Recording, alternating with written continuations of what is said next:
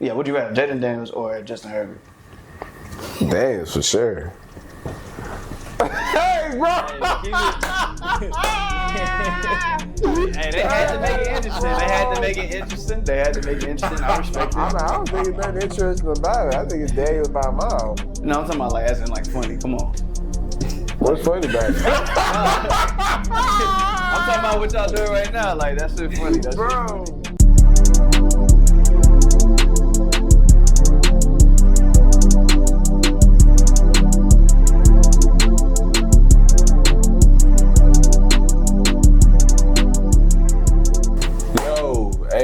Hey man, welcome back to another episode of Check the Stats Podcast. I'm your host T Cal. Here to the left of me got my co-host Big Omari.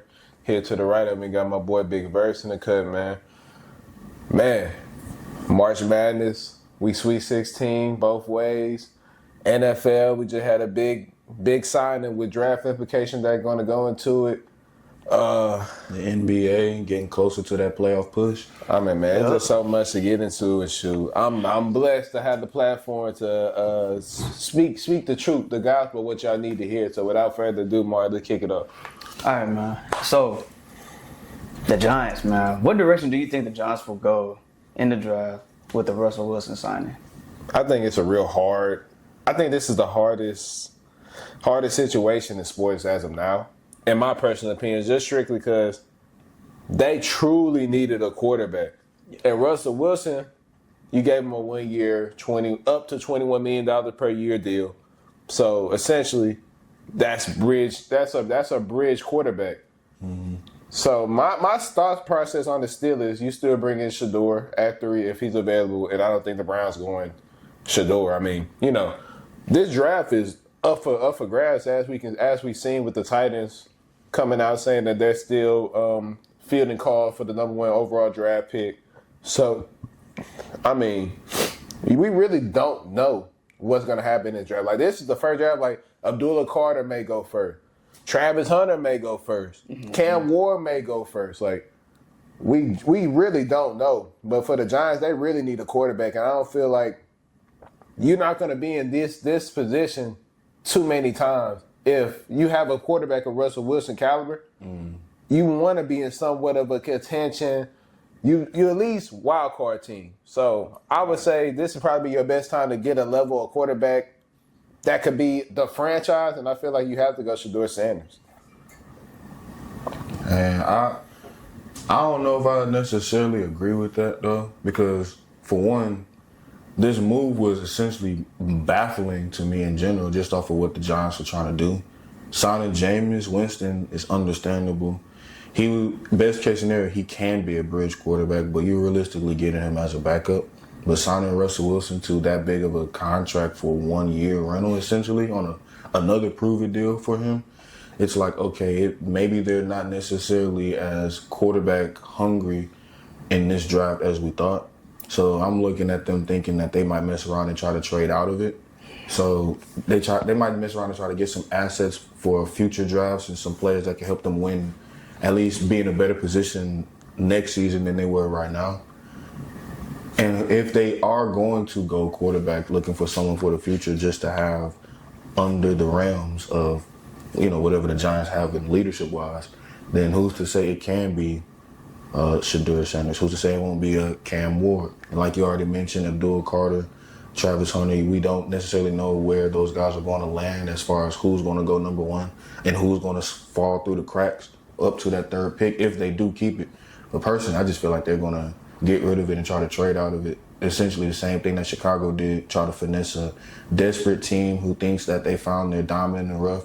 And whether that team gets success on their end of the bargain or not, they got a heist worth of picks and players that's a ransom that they can't necessarily deny having. But that just seems like the Giant thing to do, though. Like, instead of just taking the obvious guy that, obviously this draft class, the quarterback draft, is really weak.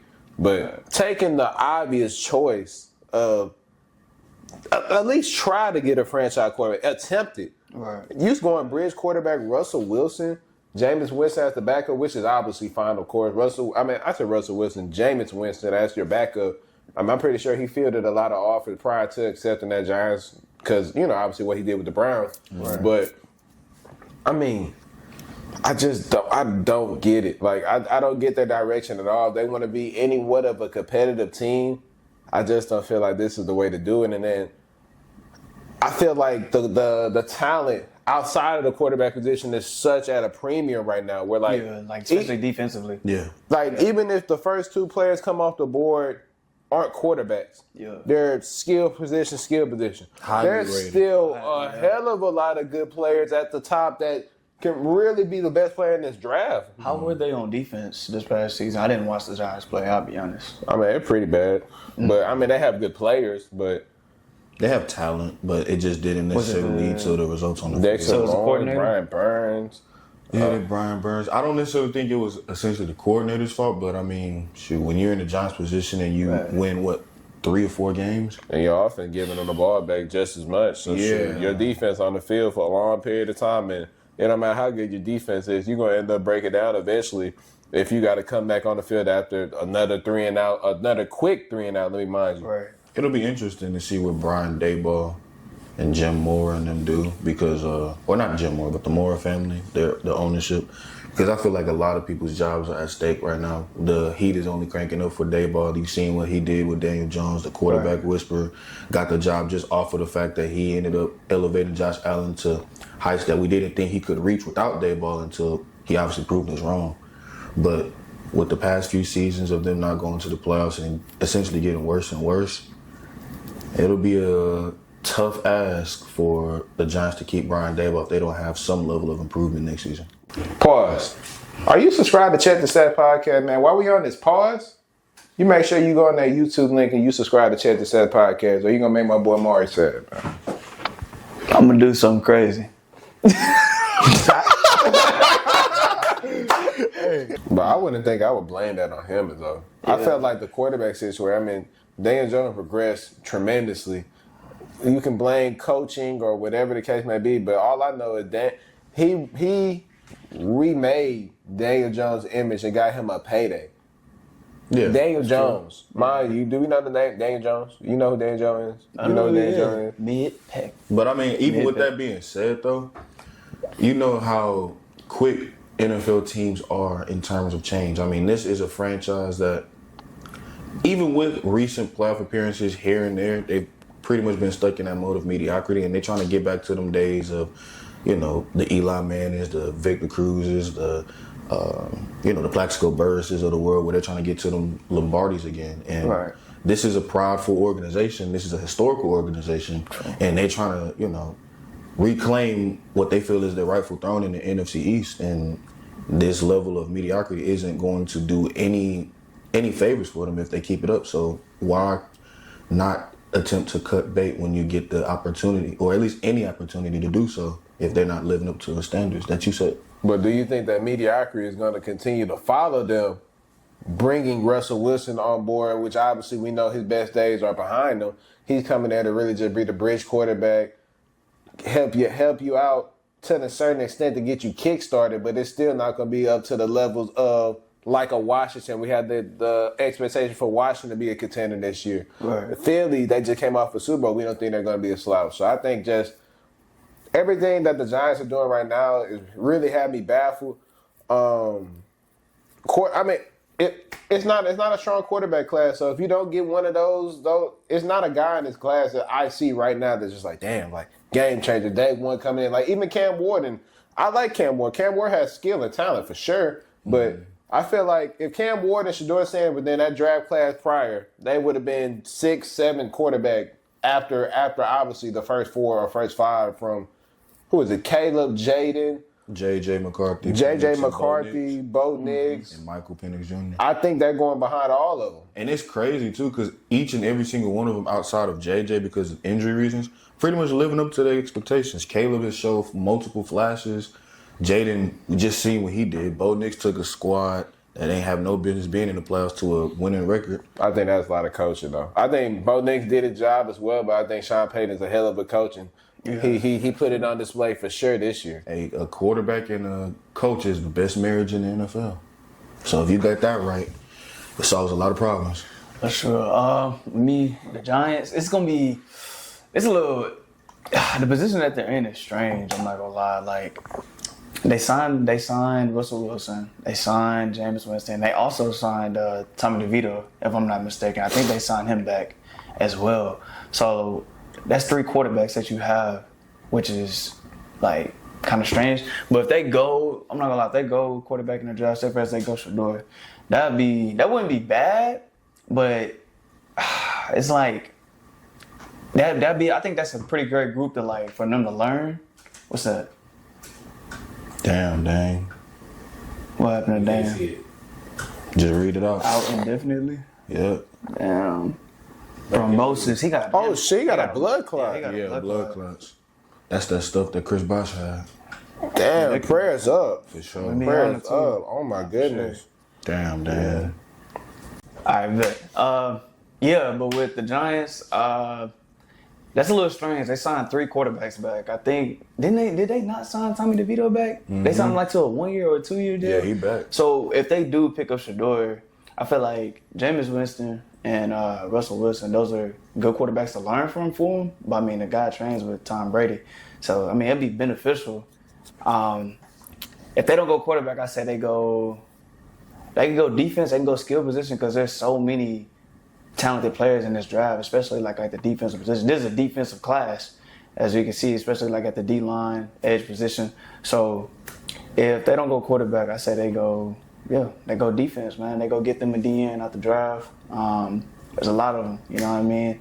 So what pick do they have? The number 3? Yeah. Mm-hmm. They got the 3rd pick in the draft. I mean, pick of the litter. They can make something happen with that, you know what I mean? Yeah. But I don't know. That's kind of weird. Like, you know what I mean? Like I say, they should have just went young.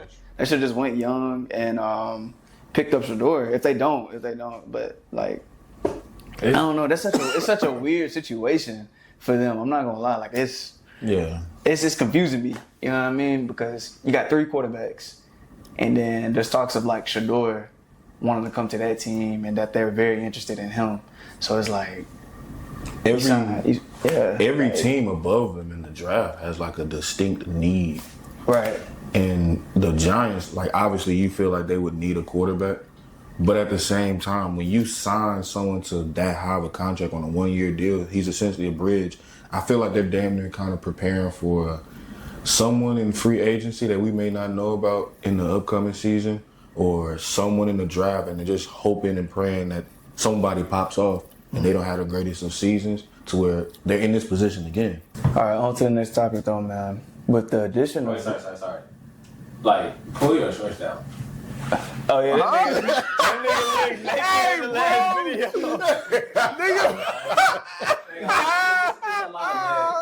Like, nigga in the last video. I say, where the fuck is your shorts at, nigga? Hey, nigga.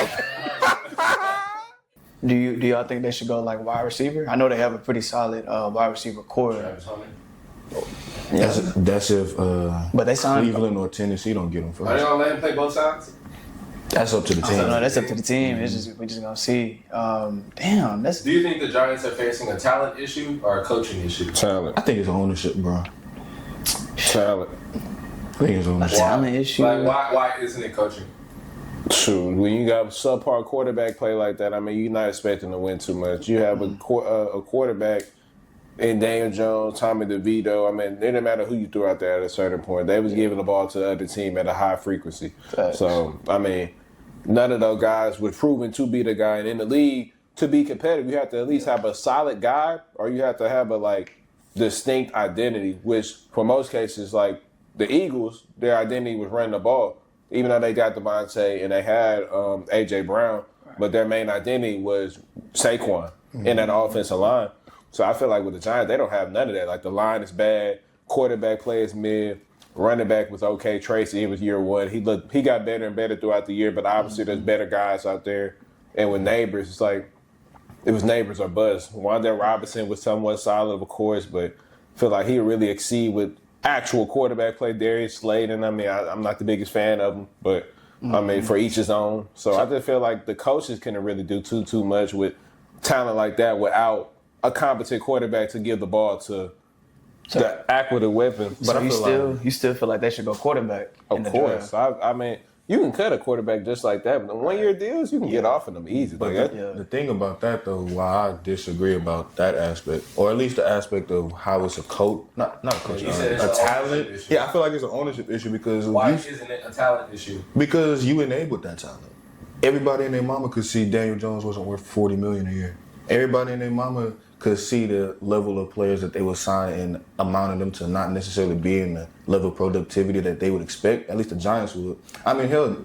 wait. Before you go, I want to ask you this question. So, after Daniel Jones came off of that season, he beat the Vikings in the playoffs and he got his money. Mm-hmm. Do you feel like he would have got that same amount of money somewhere similar from another ball club if he wasn't to re-sign with the Giants? Because I feel like that was kind of a big thing. When it came down to it, you had that one good year and you're on a contract year, and then it's like, well, damn, like he got us to the second round of the playoffs, and we'd have been in poverty for so many years. He had 15 passing touchdowns. Hey, that's not good. Like, I'm not saying that. I'm not trying to shit on him, but at the end of the day, I mean, he's not a good quarterback. So by all means, it's not you shitting on him. It's you speaking the fact. Yeah. But at the end of the day, too, it's like, okay, you would. If you want to see how bad the ownership is, or at least upper management, I guess that should be my answer. Look at Hard Knocks. Look at what the fuck they did to Saquon. He's the best running back in the NFL, and he just ran for over 2,500 yards in the regular season and postseason, and they let him go. I mean, but to be fair, though, Saquon would have never done that behind the Giants O-line. Like, he only was able to prosper to those levels because he was behind a competent line. Now, I look at not to cut you off. No, yeah, you good. I look at the Giants the same way I looked at Cleveland when they had a young LeBron. I don't give a damn what type of talent is around him. When you have that special level of player, I'm not letting that nigga walk.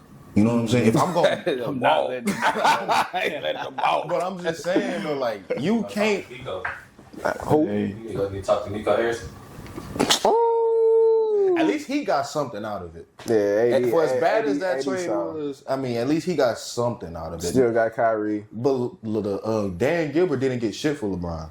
And the Giants willingly told Saquon, yeah, explore your options. The best running back in the NFL last season. He was like, yeah, I don't know if you're worth the price of admission here in New York. So you say it's the ownership. Do you have a problem with their contracts or their decisions? Because it's the decisions. It's the decisions for sure.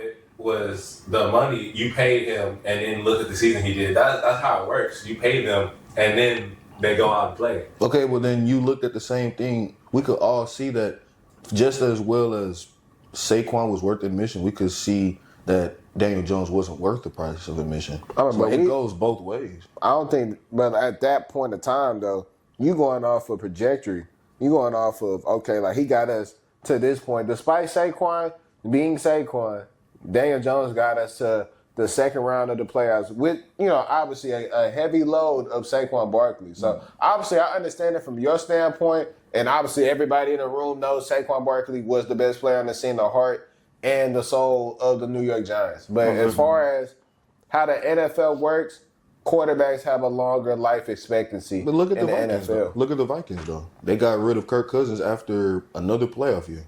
And he had a career year. They have an influx of talent, though. They have an influx of talent, but, I mean, shit, when you have that influx of talent or that lack thereof, shouldn't you be making those decisions with a little bit more precision? I mean, the Vikings had a better season without potentially the best quarterback that they've had in the 21st century outside of Brett Favre, Dante Culpepper. Mm-hmm. And they got that from a dude who, up until that point, was seen as one of the biggest busts in NFL history in Sam Darnold. And you telling me that the Giants can't replicate that with anybody else? I mean, I don't think they had that level of talent prior to it, though. Like, before Malik Neighbors came in, who else they had outside of Saquon Barkley that you could have said, okay, like, we could put any quarterback in here, these weapons going to elevate this quarterback play. I don't feel like prior to Malik Neighbors, you could have said any other weapon, because Darius Slayton is, no. He's not that. The only argument I have for that is they did go to the playoffs with Daniel Jones. I'm pretty sure you could find anybody else that could do something similar of that nature. Yep. If you were able to reach a playoff victory in a divisional round berth with a quarterback that's so bad that he realistically may not start outside of potential injury or whatever the case may be. Yeah. No disrespect to Daniel Jones, though. Oh, for sure. On to the next topic, though, man. We see Stefon Diggs have signed with the Patriots. What is y'all reaction to that? Man. They said he a smooth finesse, baby. Hey, 3 years? Smooth finesse. 3 years, $69 million.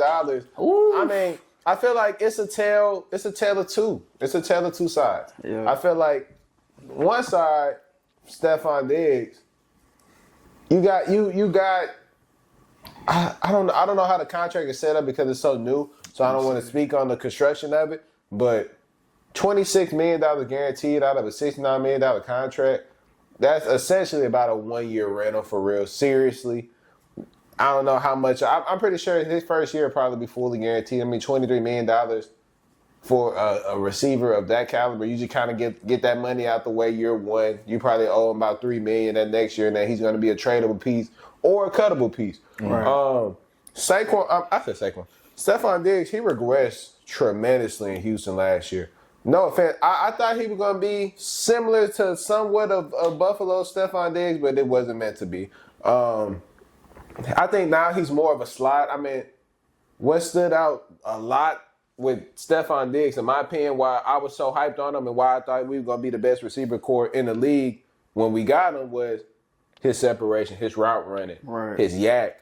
I mean, that was his game, and his deep threat ability. Yeah. Right. I mean, whole different receiver. Like I don't understand what people aren't seeing in this guy. Like he's over 30. Like once you hit over 30 in the NFL at receiver, you start to slowly but surely decline. Yeah. And it happens with everybody. It's just life. I mean, those hits add up. Those surgeries add up. Like you're not about to come off of a tore ACL. He tore it twice, if I'm not mistaken. Tore it twice. Like Stefon Diggs Diggs was a hell of a receiver when he was in Buffalo. A hell of a receiver. But he was never he wasn't nowhere. He wasn't even Minnesota Diggs in Houston. He was only truthfully, he was a slot guy. He was a turnaround, show you the numbers, catch it, go down immediately. It weren't no juke moves to him. It wasn't the wiggle, it wasn't the flash, it wasn't the deep ball threat ability whatsoever. He was a short route guy. He sat down in the zone, showed his numbers, and went down. Like he didn't even want to get hit at a certain point. Like I've seen Stefon Diggs go out there and get clamped up in that Packers game. And after I seen that, that's all I needed to see. I said, this guy is not the same. He's washed. And I said that shit, I don't even know what week that was. I think it was about week 5, I believe. Week 6, week 7. It was one of the weeks. Was it that when him and Jair got into it? Yes. But when I seen that, I said that's all I need to see because there's no way Stefon Diggs from Buffalo, that's never flying. That was never flying. To be fair, though, it is Jair Alexander. But it's Stefon Diggs. That's all Stefon Diggs. Buffalo step probably would have gave it would have been like a clash of the Titans on some shit. But the expectation that we all have for Diggs, we thought he's gonna be somewhat similar to an all-pro. Yeah. He wasn't that. And obviously that's why he's been out of the market for so long. I mean, he's been on the market for so long because they seen his play A from last year, B you're coming off of injury. Yeah. So I feel like it's a win. It's a win-win on both sides. A, if Stefon performs to somewhat of his capabilities that he showed, I'm not even going to say Buffalo, because Buffalo, he was all-pro. So I'm not expecting him to ever go back to all-pro. But can you give me somewhat of similar to Minnesota Diggs? If that's the case, I feel like realistically after his first year, because I feel like majority of his guaranteed money will be the first year, they'll probably reconstruct his contract or give him more guaranteed money that next year if he performs. Right. But the downside of it, I think if he obviously performs the way that I'm speaking on him, I don't think he's going to do too much for real. I think Stefon Diggs is wise. I think the Patriots really just gave money to be like, hey, Drake, man, we're trying. Like, you see, we're trying to get you a guy. I tried, Drake. Hey, he got the name, but the talent not there with Stefon. Yeah. I love Stefon personally. I mean, thank you for whatever you did in Houston. I mean, you was a good motivator. You was a captain. Like, cause I'm not even trying to sit here and disrespect him, bro. Like, Stefon Diggs was a hell of a receiver prior to coming to Houston. When he came to Houston, he wasn't that guy. And it's okay to be honest. Was Stefon the number one option in Buffalo? No. Absolutely. Well, yeah. And Minnesota. And Minnesota. In Buffalo, nah, he grew. He had to grow into that. He turned into it. He turned into it. That damn game against the Saints, boy. So him moving out of that number one receiver slot in Texas, And on the Texans, that's probably what messed him up. And is he going to be number one option on the Patriots? I'm gonna let him finish, but I'm gonna speak on that a little bit. See, me, I don't know. Your role. In the Who's the number one option right now for the Patriots? Bourne? Kendrick Nobody. Bourne? Ain't nobody. Like, It's up for grabs. It's really it's up for gonna grabs. be Diggs. He's probably going to thrive in New England because he likes to be a number one guy. Right. So he could be like the But bridge. like you were saying, he's 30. So he's gonna be like the bridge, wide receiver for the guys. Teach them some things. Pretty I much. mean, you bring him in at that level of contract not to be a bridge. So Yeah. I think you get him $69 million. I mean, 26 of it is guaranteed, mind you. But $69 million, you kind of expecting him to do a little something. Yeah. Now, realistically, is he going to do that? I don't know. We gonna see. I'm because I don't want to sit here and bash him. He's a good guy, like a Was he hell. second or third option on the Texans? He was He was second because Tank It didn't took pick a while for up. Tank to come on. So I couldn't say he was third, but I don't if he's coming into your season as your 2 option, you're fucked. You're in some trouble. You're fucked. So I think Stefon So Diggs. the Texans fucked him over. No, God no. He regressed. Like it wasn't us. I'm Like, gonna speak on that. he was a slot. He came to us as an X and left out as a slot. So I mean, kudos to the Patriots for giving him the opportunity to display his talents, but I don't feel like that prime Diggs is coming back. But hopefully he could be somewhat of a resourceful player for Drake May's development. Right. I think his time in Houston, it honestly sucks. Because at one point in time, I don't know if you remember, but prior to the Nico Collins injury, him and Nico was damn near getting identical levels of targets. Now, Nico had the big playability, but the short and intermediate shit, that was all Diggs. Like, he was getting them short shits for real. Them The slants. Slants, like the hitch routes. Short end breakers. Them 5-yard ends, He dig was all routes. inside that's the numbers. everything inside the numbers, or the occasional outside shot on an outbreaking route. I think what messed him over is we expected Nico to be that number one receiver, and when he went down with that hamstring injury, thrusting Diggs up into that role, especially when it took a little while for Tank Dell's gears to get grinding, it kind of messed that up, at least in my opinion. I'm not sitting up here and expecting that Stefon Diggs is going to mess around and turn into the all-pro stuff that we know from Buffalo and his glory days in Minnesota as well. But at the same time, I think he would have touched over 1,000 if he didn't get hurt. At least in my opinion. But I think too, Probably like we 900. expected.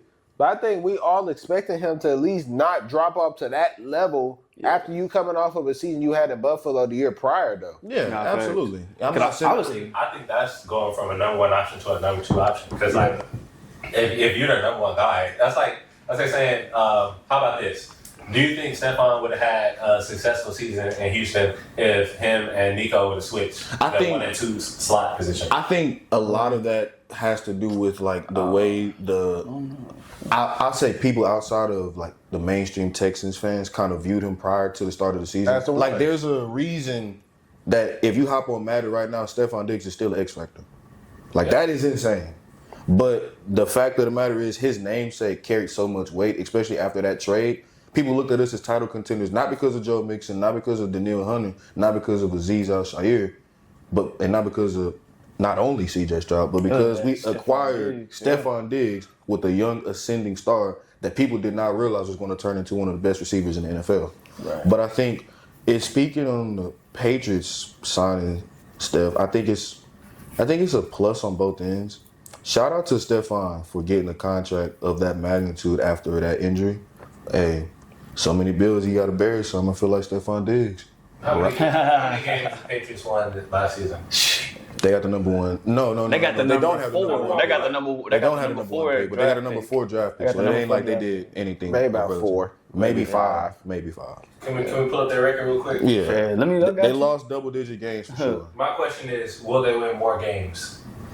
If they don't it's build expected. correctly, throughout the draft, they're not. I'm not gonna lie, they're not. I 'Cause think- they're not good. Who they haven't really.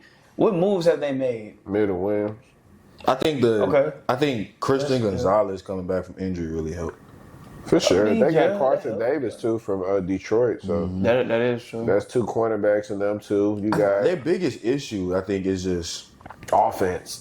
Yeah, It was horrible, yeah. Ever since that that 1 year of Mac Jones, it's been spooky in New England. But the fact that they got a number one receiver, I think is like he's going to walk into that receiving corps as the best receiver on the team. Right. And They were 4-13. yeah, they're not good. Can they win 5 games? Yes, I think so. I feel like they can. If Drake Especially- May developed the way he's supposed to, if that defense comes along as it's supposed to, oh my God, he can click. And we think about this, like they just picked up Mike Vrabel as well. So and he's a great coach, and that's probably the guy that will build Drake May. He make him even better. Yeah, I think with not to cut you off, but I think for Steph, just him getting that magnitude of that deal is definitely a plus. For the Patriots, like he's obviously walking in as the best receiver on that team, but also the development of Drake May is going to be crucial because now he has a legitimized number one option to a certain extent. Now, whether that's going to be the Stefon Diggs of old or the Stefon Diggs as of late,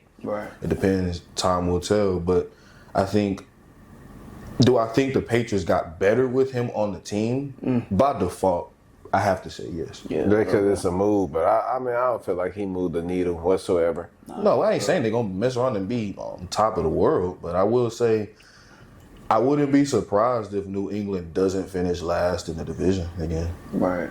Yeah. I feel like what New England is gonna do. I feel like, well, first off, with Stefon Diggs acquiring that contract with them, I'm happy for him. I'm glad he got that for deal. sure. You know what I'm saying? I hope that he gets back to being that productive. I hope that he becomes like a productive receiver in New England. I hope he, has a better turnout in New England than in Houston. You know what I'm saying? I was rooting for him in Houston. Hell, Shit, we all were. yeah, for real. Because y'all was turned when he got signed, and I was happy for you. I was like, oh shit, Diggs in Houston? That's crazy. Like, I remember the video we made on that. But yeah, like honestly though, I feel like New England is going to. I feel like they'll draft a receiver at number 4. They'll probably draft T-Mac out of Arizona. I would. And shit, hey, either him or somebody else, or I don't know. They may go Travis, But as it look, if they draft like T-Mac or like Travis Hunter or something like that, Diggs probably will be like the number one option. He probably will be the number one option for sure. Yeah. It's gonna be him or whoever they get out the draft. But if they want to help Drake May succeed, they have to build correctly in the draft, which I feel like they can do, especially under that new head coach and Mike Vrabel. I'm not sure who the GM is for that team. I'm not sure if he's a good draft guy or not.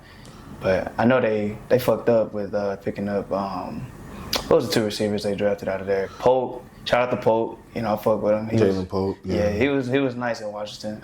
Didn't they get Keyshawn Butte? Or was he a pickup? I think it was a pickup. Nah, he got him out of UCF.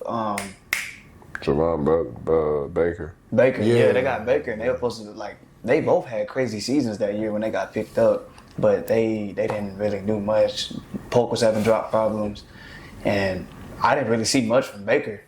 Javon Baker or whatever. So, but they want to build right around Drake May, man. They have to hit in the draft. They really do, and they have to develop these guys, and that's really just the main thing.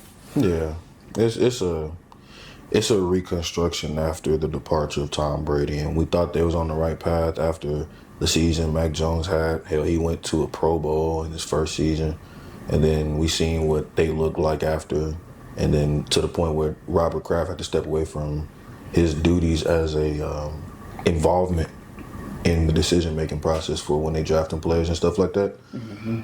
To the point where even Bill Belichick had to step away from the NFL. Now he up there in North Carolina doing his thing. So that's interesting in itself enough that they're in this level of retooling and rebuilding to this extent. But I think they got a chance of making something special given some time. For sure. They was reaching for DK as well, but he had no interest in going to New England. Nah, he want rings. Yeah, he did. He didn't want to be a part of that rebrand of the team. But moving on to the next topic, man. We see Pro Day, man, with Cam Ward and Xavier Restrepo. So do y'all think the Pro Day will help them build their draft stock? I think it hurt Restrepo. I think it helped Ward. Yeah. I think Ward showed his ability to make any platform throw, off balance, feet set, footwork was amazing. Ball came out fast. Ball came out like it was on a rope from start to finish. But I think the main story here is Restrepo. I think Restrepo, I mean, he's a 5'10", about 195, 200-pound guy.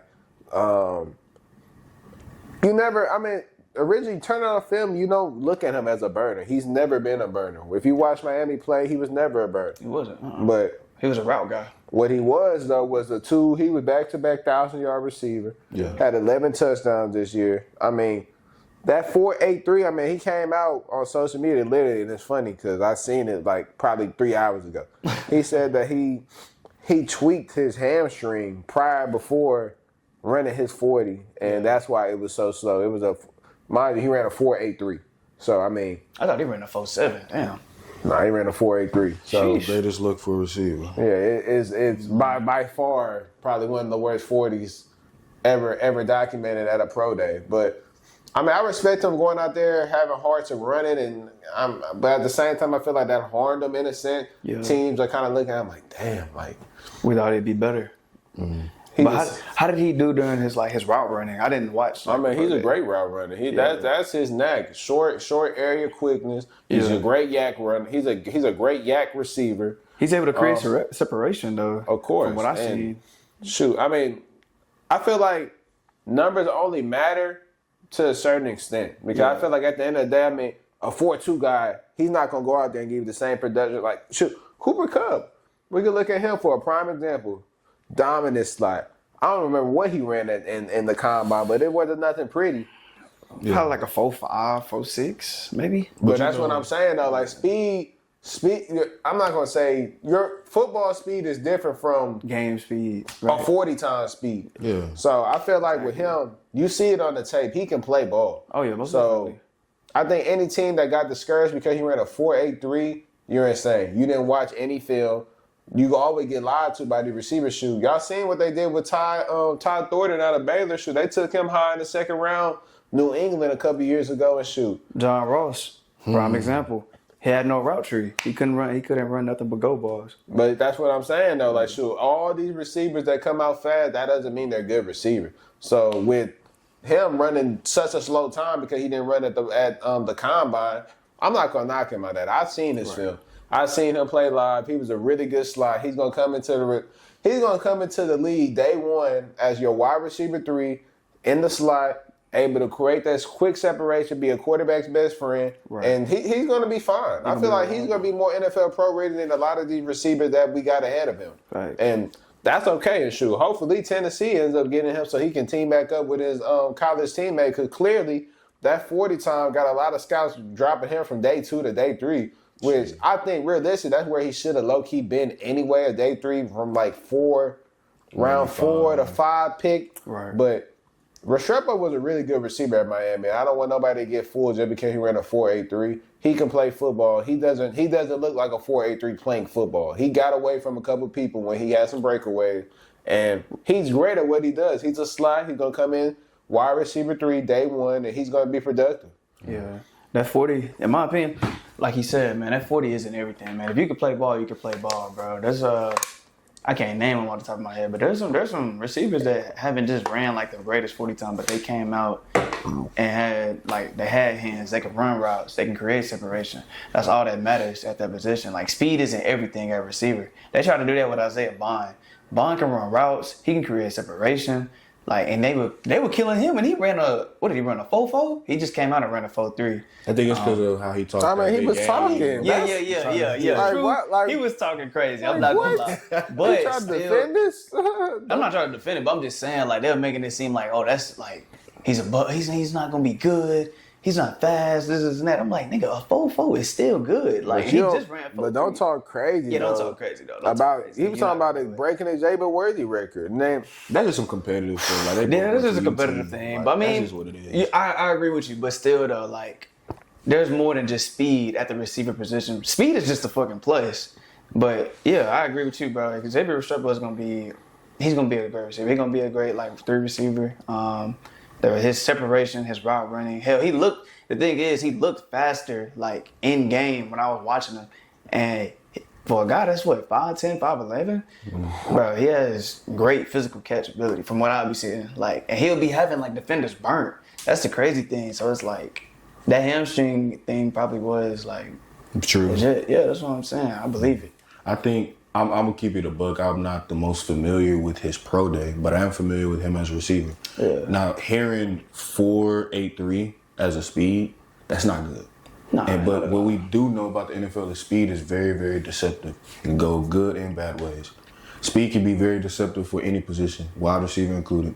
I mean, hell, if you want to talk about quarterbacks, look at Anthony Richardson. I mean, he was a prototypical freak, and now we're wondering, like, should this man even start in the NFL? You know what I'm saying? But nah, speed is very deceptive. I mean, look at Kamari Lassiter in his time. I'm going to be honest, I was kind of worried about his 40 time. What was his 40? It was, 4.5? But for a corner, that's not necessarily the greatest thing in the world. You expect anything around the 4.4 range and under.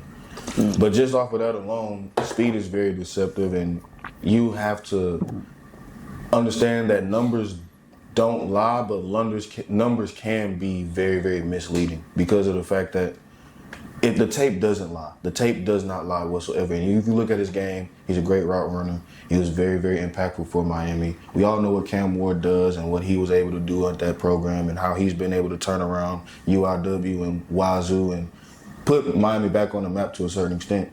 But he wouldn't have been able to do that to the same level without Strepo. So I want to give him his flowers for sure. I think that it may have hurt his stock, but if you're a football franchise that knows what you're doing, you'll appreciate his talents. And we all know Cam Ward ain't do nothing but just make people go goo goo gaga for his arm talent. Yeah. So that's just what it is. We know Harry Roseman, he licking at the bit to go get that dude in the 5th, 6th round. Talking about Strepo? Yeah, but nah, don't get him though. It's a nice time though. Might fuck around and be what is the dude named the Hunt family? Sneak up in KC. You know they so down. But Strepo gonna be a. But shit, they getting at Versea, right? So they wouldn't do that. Hey, if there's one thing about Kansas City, they love to have a wealth of riches. Shoot, but that. Yeah, exactly. I'm thinking about Worthy. I'm thinking about Rasheed. I'm like, if nobody they just signed back Hollywood Brown, like, hey, insurance policy for an injury, I don't know. Somebody gonna pick up Strepo, man. That speed and everything. You look at great receivers. Not trying to say he's on this caliber. You look at DeAndre Hopkins. He was a 4.57 guy. Devontae Adams 4.56. Mike Evans 4.53. Antonio Brown ran a 4.56. But their in-game speed is insane. They don't even look like that. And they picked him up in the 6th. So you can find talent regardless. If you know how to develop these guys, they're gonna be stars, man. Hopefully whoever finds Restrepo, I feel like he'll be a diamond in the rough for sure. Yeah. Cam Ward, we already knew Cam Ward was like that. I ain't even got to say nothing about Cam, you know what I'm saying? So, but moving on to the NBA. Jesse, you can take this one. All right, so if the NBA playoffs were to start today, here's the seedings for the Western Conference. 1 through 10 because of the play-in tournament. We have OKC, Houston, Denver, the Lakers, the Grizzlies. We have Golden State. 7th, we have Clippers. Then we have Minnesota, Sacramento, and 10th seed, we have the Suns. And that's at the time of the recording. That's at the time of this recording. So that means our 9th and 10th seed would play in the play-in. Who do you got in a 7-game series? The Kings versus the Suns. Well, no, I think it's one game. Yeah, it's one. Oh, sorry, one game. That one game, I'll probably take the Suns in that. So I'll take the Suns. They'll beat the Kings. Ain't look too good since they got the Levine trade. Sabonis just came back from injury. They can't buy a game, and KD and Booker seem like they kind of picking up at the right time. So I'll take the Suns in that matchup. And I want to take the Suns because of the talent deficiency. So that's exactly what I'm going to do. I'm not going to waste the time. I'm taking the Suns for sure. That's the better team in my eyes. And then 7-8 with Clippers versus Minnesota. All right. I'll probably go. Ooh. I would probably go Clippers in that standpoint, just off of the fact that what I'm seeing from Kawhi, Kawhi is returning back to that form. James Harden, it's a hard situation with the Clippers because it's just the fact of Kawhi Leonard is going to be more ball dominant, and we know James Harden, he's not really too good off of the ball. So I would want to see how that will work, like in the long run, especially in a 7-game playoff series. But as of now, they're clicking. They got Ben Simmons coming off the bench being impactful for the first time in a long time. You got Bojan Bogdanovic on the bench giving you some type of respectful contribution. Jesse, you know how I feel about him after selling us that parlay that day. Big Zoo. Zubac. I mean, Zubac's going down there. He banging. I mean, they got a really complete team. In my personal opinion, I feel like they'll be a tough out in the first round. And I feel like they'll beat the Timberwolves strictly because I don't like Julius Randle and Perry. And especially with Gobert at the 5, it's just too many offensive liabilities in the playoffs. Now, in regular season, Julius Randle can give you a good 20 a game. But in the playoffs, we've seen it before time and time again. Julius Randle is not a playoff performer.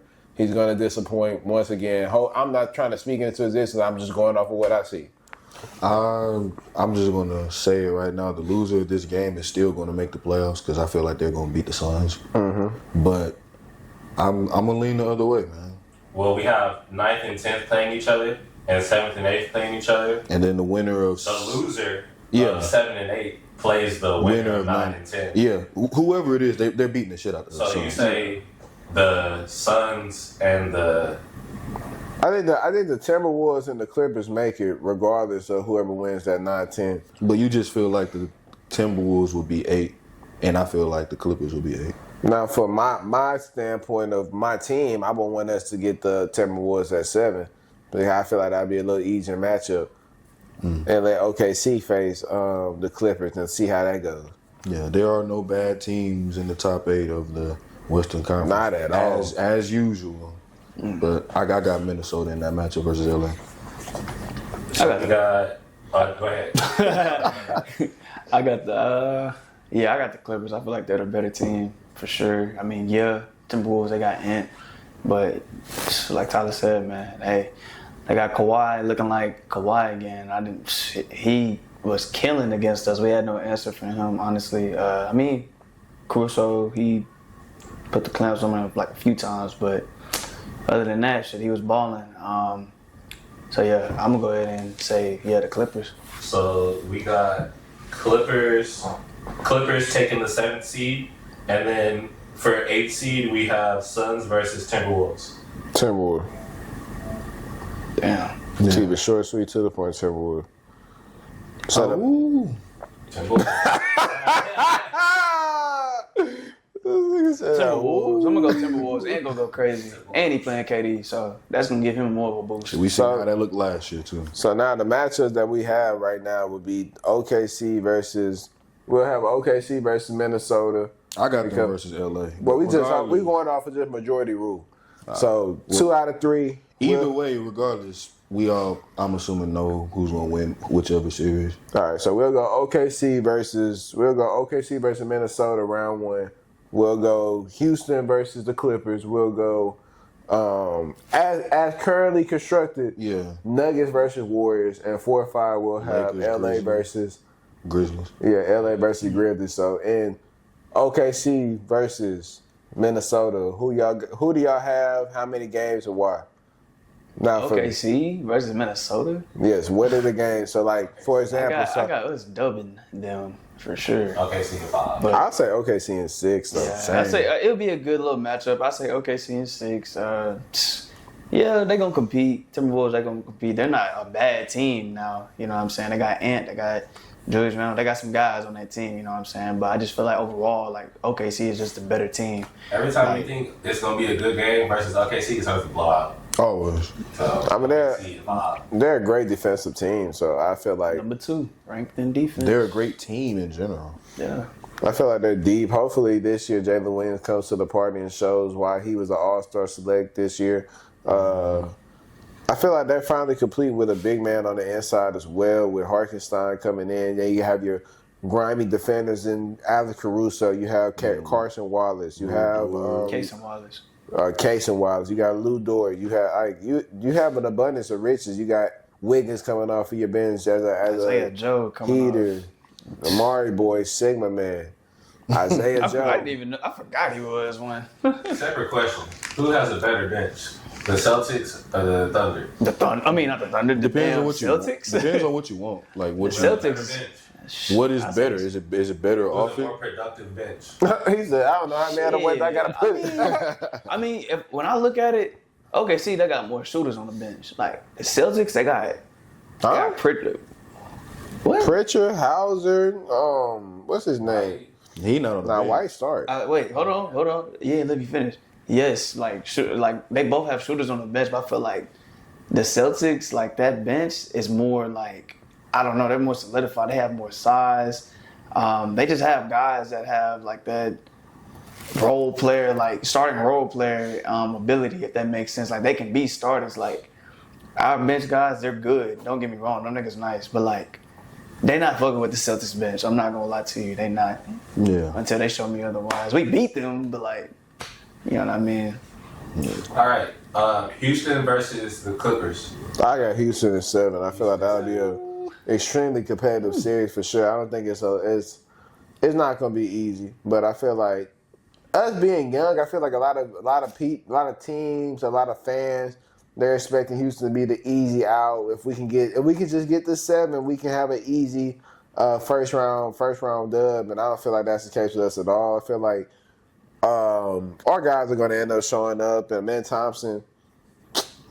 See, I don't know. Like I like me being personal and honest. I like Fred. I like when Fred was out because I feel like Jalen Green was more aggressive. He had more reign of the offense and control of what we had going on, and Man Thompson was more involved. And I feel like with Fred back, kind of messing it up in a sense. A lot of our guys that were getting active not getting the same level of opportunities. So I feel like we would beat the Clippers in a 7-game series, but I think it'll go to 7. Obviously, with Kawhi playing the way he is, but we have the abundance of defenders to put on him in Tari Eason, in a Jabari Smith Jr., with a Dylan Brooks, with a Ahmed Thompson. I mean, we have an abundance of riches on defense that we can throw out on whoever. I mean, we seen what we did the Harden shoot. Me and Jesse went to the game against the Clippers, and we seen what them boys did to him, put him in a torture chamber. So I feel like Houston will win that. It'll be a close, like a very close series. Norman Powell is no punk. Like Norman Powell, he was an all-star snub for a reason. He can get to it. Yeah. He hasn't got it going as of lately because he comes strictly coming off an injury, but Norman Powell can go. His PRA, folks. He's been a bucket though. He's like a Cali legend supposedly. Yeah. So Supposedly, Not supposedly, but like the Toronto way legend.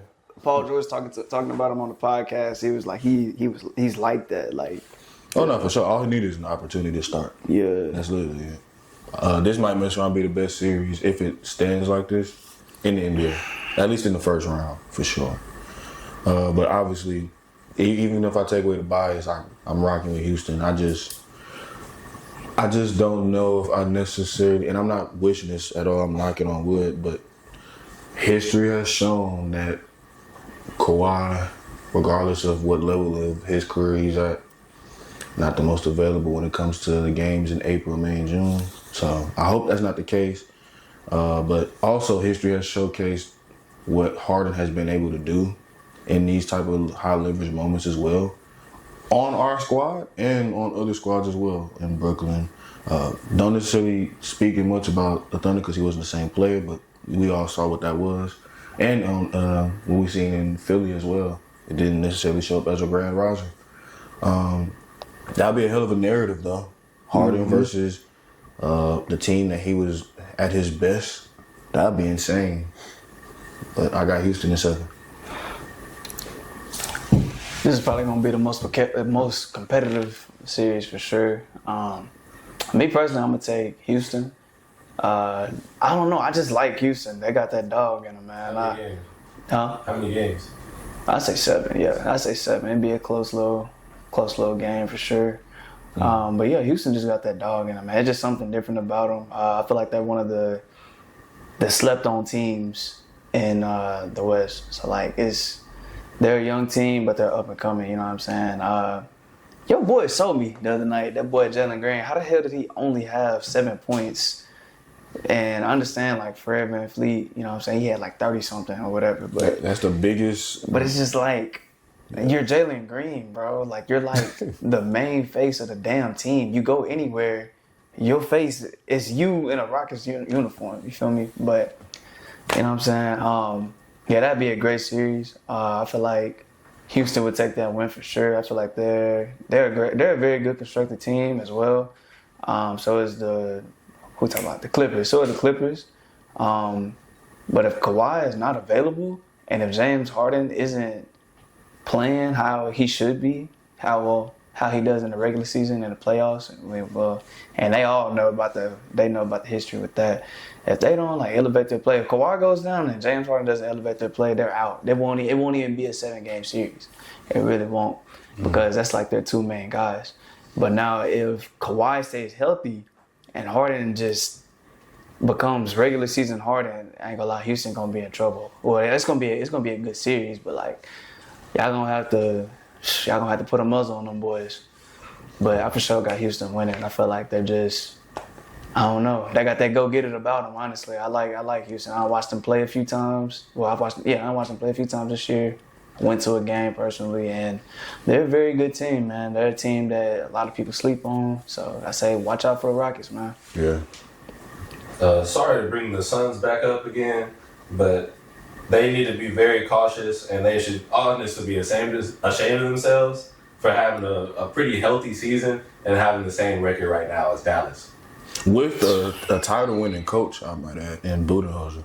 That's insane. If they lose some more games, Dallas could take their spot in the play-in, which is insane. But damn, I thought Suns, yeah. I mean, it just is what it is situation. That team nucleus was bad. They thought just because you put together 3 people who can get buckets, that means you win games. That's just not how the NBA works. You have to have an infrastructure of every moving piece of a championship team, which includes defense, which includes shooting, which includes big, which includes playmakers. Like, everybody doesn't have to be a star, and everybody doesn't have to be the most expensive guy on your team. Tell that not to cut you off, but tell that to new owners. Oh, yeah, for sure. When he got that team, he wanted to make a big splash. He might have just gutted their best title chances when he got KD and immediately shipped off CP3. Yeah, it's going to be unfortunate because they're going to have to eventually go into a rebuild. But you can't keep Devin Booker in that situation. You have to end up moving off of him, even though he is the franchise. He's been there for close to 10 years. Mm-hmm. But you can't have him go through another rebuild. He's a top 3 shooting guard in the league. It's just a shame that talent didn't work out. Bradley Beal, that's crazy. Vanessa, him and Stefon Diggs might be twins. They bag chasers for sure. They finessing everybody and their mama what they think they are. They must have been watching film, because there's no way in hell you seen Bradley Beal last year Washington and they was that bad, and you say, oh shoot, well, we're going to trade for him despite his contract and a no trade clause. A player that caliber with a no trade clause. He spoke about that publicly too. That is crazy. Outstanding. He got the. What the hell happened to him? Like, when he I used heard to be that, so damn good. When I heard that they moved him to the bench, I'm like, ain't no way. The leading scorer, first team All NBA, and they put you on the bench in less than? It hasn't even been 5 seasons since then. I mean, when you have that opportunity to do whatever, shoot whatever, whenever you want, I mean, you'll get the inflated stats of a Bradley Beal. Man. So, back to the first round. Remaining, we got 3 and 6, which is Denver versus the Warriors. I got Nuggets in 5. Nuggets gonna beat them smooth, calm, and collectively. Nobody can match up with Jokic. Clear cut to the point. Feel like the double's going to end up killing them, and Michael Porter Jr. and their other shooters are going to be able to get off. There's not too much to talk about that series. I got a 4-1 gentleman sweep. Jokic does Jokic things, and Curry and Jimmy Butler, they end up having to go back to the drawing table and see what they can do to be somewhat of a competitor next year. But I feel like they're one of the biggest non-competitors in the West this year, in my personal opinion. I'll say same team, but I feel like it could potentially go the distance. We all know how nuclear the Warriors can get. We didn't necessarily even think that they'll be in this position until they got the likes of Jimmy Butler. And granted, right now, at the time of this recording, they're damn near getting dubbed by Miami of all teams. But That dropped all the way to 10 in the East, mind you. yeah, for sure. But even with that being said, the experiment between Jimmy Butler so far has been nothing short of spectacular for them. And I think that can continue in the playoffs as well. Does that pose a problem to the Nuggets? It may, just off of the fact that you got multiple guys to worry about rather than just Steph Curry. But regardless, the result is still the same. It will be. Oh my God. Jesus! It will be. Would Jimmy Butler? Well, nah, that's probably a dumb question. I don't know if I'm What? gonna ask that. Would he? Y'all think? Well, nah, hell no, he can't stop Jokic. Nobody can stop Jokic. Oh, you talking But about y'all like, put him think- on them defensively? Yeah, because he is a great defender. Nah. He's a No. great defender, but I don't think he fucking with Your Jokic, I best ain't bet gonna is lie. just putting on Draymond either. and even I separated. Yeah, and or if Yeah. you got any big bodies on your roster, then I mean, you Shit, might as but- well throw them out there. Have them collect as many fouls as possible. say a prayer. Yeah. Cause y'all are getting baked. Do you think Jimmy Butler, if they get anything less than the championship, is going to go to a different team? No. Nah, Jim I Butler already signed. He signed an extension the moment he got traded there, so he's there. Huh? It was 1 year though. God, no. It was 2. Yeah, it was a 2-year.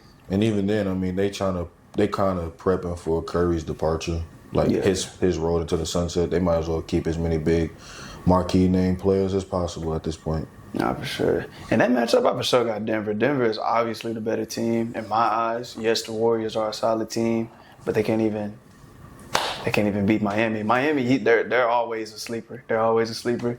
We know that they always give Boston problems in the fucking playoffs. So, what do we expect? But And Jimmy Butler. yeah. We're not playing. But Hey, yeah, that is true. That is true. My bad. But yeah, I got Denver. You know what I'm saying? And we just talked about it, man. Who the hell is gonna stop Jokic? Nobody. He's gonna feast. He's gonna go crazy. You know what I'm saying? He's gonna have a triple double. You know what I'm saying? He gonna be on fucking Bleacher Report. Jokic tonight, 40 points. 20 boards, like on some crazy shit. 15 assists, like, you know what I'm saying? He hit 4 threes.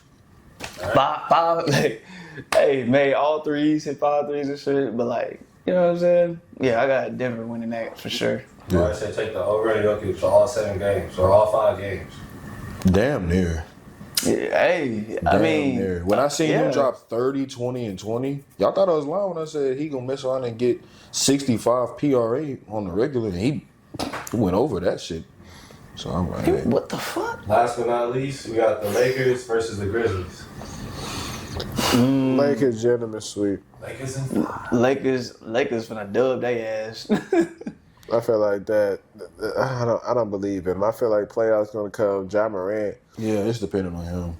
I mean, sure, you got Vanderbilt, you got Dorian Finney-Smith. You have bigger wing guys that'll be able to go out there and defend Ja, give him trouble, and force him to shoot those jump shots. He's most effective driving to the basket, and I feel like Los Angeles did a great job a couple years ago when they played him in the playoffs, making him do what they wanted him to do eventually, and him driving. I mean, he's going in the trees.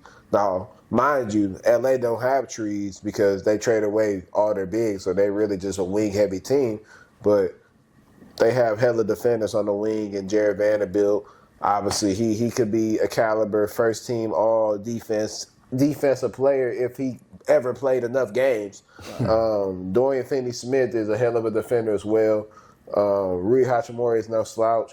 So I feel like the amount of bodies that you can put on John Morant to neutralize him is going to ultimately deter the Grizzlies, and it's going to end up being a one-sided series with Luka Doncic and LeBron James obviously doing what we're expecting them to do. So I think they may get one, if that, but realistically, it may be a sweep in my eyes. Yeah. Yeah, I kind of agree. I seen something that was real interesting. It was like Jaren Jackson Jr. has been essentially the best player on the Grizzlies this season, and just because of that alone, this season won't necessarily go well for them. At least well enough for their standards of getting more than a first round appearance. Mm-hmm. If Ja returns to the Ja Morant that we know, or at least the Ja Morant that we expected to appear prior to the whole off the court situation and stuff and injury stuff that was going on with him, then the Grizzlies are as scary of a threat as a team in the Western Conference as anyone. But we're kind of still waiting on that to happen. And when we got, a week's and some change worth of some games left, and it's like, okay, well, we're not going to expect that anytime soon. At least I personally won't. So just off of that alone, especially with the way the Lakers have been looking for a majority of the post-Luka trade, I got no choice but to take LA in a best case scenario, join this week. I feel like LA is literally going to sweep them. Who is going to stop LeBron? Who is going to stop Luka? And we literally just talked about it last episode. The way Tyler literally said their play style, they always have somebody swatting at you. That is a very good defensive team, even though they don't have like the biggest bigs or whatever. They have Jackson Hayes, but they ain't really just got like the biggest big man or whatever. But they're a very well-constructed team, very good defensive team and offensive. You know what I'm saying? So like, who is gonna stop Luka? Who is gonna stop LeBron? Look, he hit 3 threes. Hey, I told you, nigga. I'm sorry. nah, you good. But for sure, I for sure got the Lakers winning that for sure. I feel like that's cake for them. Like come on now, shit. Ja, they gonna try. He gonna try to go to the rack. That shit gonna be a miss. Yeah, so that's over with. It's okay. Sorry. So moving on to the Eastern Conference. Sorry to shit on the Wizards, but I like to point out that the Cavs have more wins than the Wizards have losses, and they have less losses than the Wizards have wins, which is insane. Damn, that is insane. And then the Cavs on like a 3-4 game losing streak? No, they won like previous games. They played Utah, which me and Jesse was live witnesses of that one. I will say it's the same scenario for OKC and the Jazz. But I mean, like no, they're not beating Cleveland. Whoever the hell is gonna be the AC, they're not beating Cleveland. But here we go. 1 through 10 is Cleveland, Boston, the Knicks, the Pacers, the Bucks, the Pistons, and then 7 through 10 we have the Hawks, the Magic, the Bulls, and the Heat. So in that 9 to 10 matchup with Bulls versus the Heat, I'm taking the Bulls. The Bulls on the Heat is Josh Giddey playing his ass off. Kobe White going for 30 again. The team looking more and more complete. Their rookie is currently coming on somewhat strong. So I'm taking the Bulls easily in that. Is it just me, or is the Bulls and the Hawks just constantly in this state of, are we going to go into the playoffs through the play-in, or are we just going to barely miss it? Nah. I feel like the Bulls, you could say that from prior years, but I feel like this year is different because they actually like chose a direction of, okay, like we're going to rebuild. We're not going to try to compete and invest all this money into these level of guys. We're drafting guys and we're bringing the guys around that we want a part of our future. And I think prior to it, they were trying to win now. They was in win now mode. And obviously they didn't have win now talent. Now they're in rebuild mode. They're rebuilding. They're right. Everybody's becoming more and more comfortable into their role. So you have a Josh Giddey able to explode on the scene like that. From his departure from OKC, nobody in OKC would have ever thought Josh Giddey would be the level of player that he is today. Yeah. Kobe White is finally displaying his ability to be that elite level scorer. He's been scoring 30 these past. If I'm not mistaken, I don't want to cut him short, but around 7 to 8 games, he done put up at least about 30 plus. Ain't Zo still back? Nah, he's out. He's out again. But I think at that point, you got to get off Lonzo. Let him go to a contender, be that 7th, 8th man on the bench, and be somewhat of a contribution. But Lonzo time in Chicago, it should be over.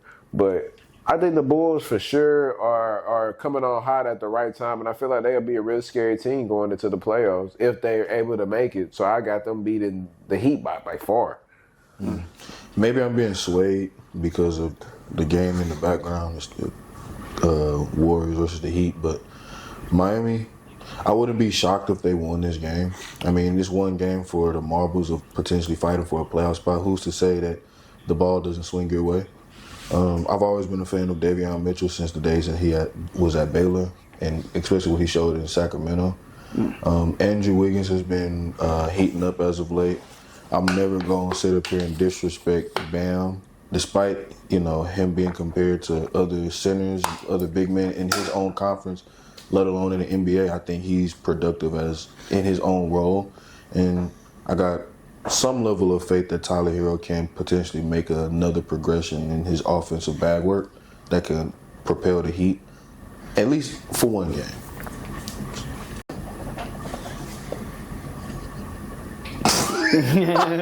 No way.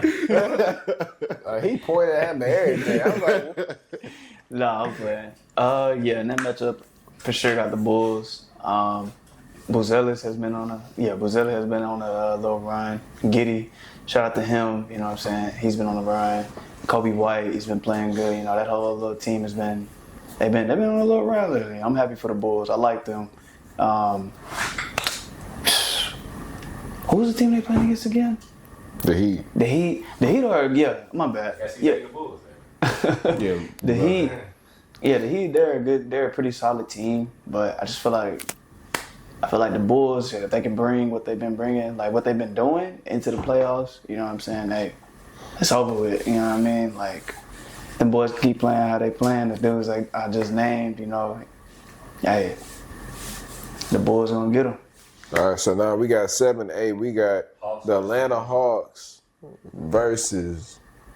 Orlando Magic. Damn. I got Orlando. That's easy. That's bag work. Pablo coming into his own. That's light work. I don't know. The Magic ain't as good as I thought they would be this year. And the Magic on a win streak. I'm taking the Magic all day, every day, and twice on Tuesdays. you can't count out Ice Trey. Yes, you can. Nah, that is true. That's Like, because you over here looking at your pockets. Man, I'm looking at Trae Young versus the Magic is always going to be a struggle. They have all those long defenders that's able to give him trouble. Trae Young isn't good against size, so I feel like Orlando would be the perfect matchup for. they gonna put Suggs on his ass. Suggs out for the year. Game behind Atlanta. He said he out for the year. Yeah. Oh shit, my And shoot, mind you, Atlanta about to lose again tonight to my Rockets. So, hey, it's safe to say that by the end of this, Paolo and them will be hosting that 7-8 game, and they'll end up winning and going on to face Boston. But realistically, I feel like they have a better chance if they lose it and try to go against Cleveland. I feel like they have a better chance. But, Yeah, the Rockets they rematch, blowing the Hawks out right now, 61-80. huh? So you feel like the Magic would have like a repeat against Cleveland in the first round again? I feel like the Magic, that'd be a great. They'll have a better chance of winning it for sure than Boston. Now Boston, they don't got no chance, not at all. But I feel like Cleveland is very fraudulent. So whoever they play in the first round gonna give them a run for their money. If that's obviously, I'm not gonna say who I got because we ain't got to it yet. But Cleveland for sure, the wheels coming off of the whip a little bit too early for me. And I'm seeing too many scary signs, so I'm not comfortable. I'm not extremely confident in Cleveland. That's a travel. So we got the Magic taking the 7 seed, which means we have the Hawks Bulls versus playing the the. Hawks, All right, what we got? Bulls. Bulls are on a heater right now. The guys are playing well. Trae Young. I'm not confident in Trae Young. I've seen this rodeo before with DeJounte Murray, and it wasn't what we wanted. I don't know why the Hawks didn't do the smart thing, which was to move off of Trae Young while you had the chance instead of investing money into him. You trade a guy like Trae Young to get more assets to you. I mean, Zachary. I don't know. That's a weird team. That I can't put my finger on what's the problem, but. I feel like they got a lot of good pieces with Jayden Daniels, with Karis LeVert coming off the bench, with I don't even know how to say his last name. I don't even know how to say his last name. Yeah, Okongwu. They got Okongwu. I mean, they have pieces. They just need a guy, and I feel like Trae Young isn't a guy to lead those pieces to the promised land. So they're in the same predicament every single year since about 2021 when they played against the Hawks. I mean, when they played against the Knicks. Yeah, when they played against the Knicks in the playoffs, outside of that, they have not been outside that play-in spot. They always been in the play-in. So I'm like, At a certain point, when does it get repetitive? Like, damn, like, we got to go through the same thing every single year. We're just good enough to compete but for a spot in the playoffs. But bad enough where first round teams, they treat us like cake. So And not bad enough to get a high draft pick unless it's via trade. yeah, so I'm taking the Bulls in that matchup for sure. They'll get the AC for me. I said the same thing. Whether it's the Bulls or the Hawks, unfortunately, you have to play the Cavs. So I'm sure that ain't the scary sight. Bulls for what gonna we give them see. niggas a run for their money. I don't think it's Cavs. necessarily like I don't look at the slump that the Cavs are on as something that's like awful. Like, don't get me wrong, a losing streak is a losing streak. You feel proud of that, but at the end of the day, They've been losing to bad teams. yeah.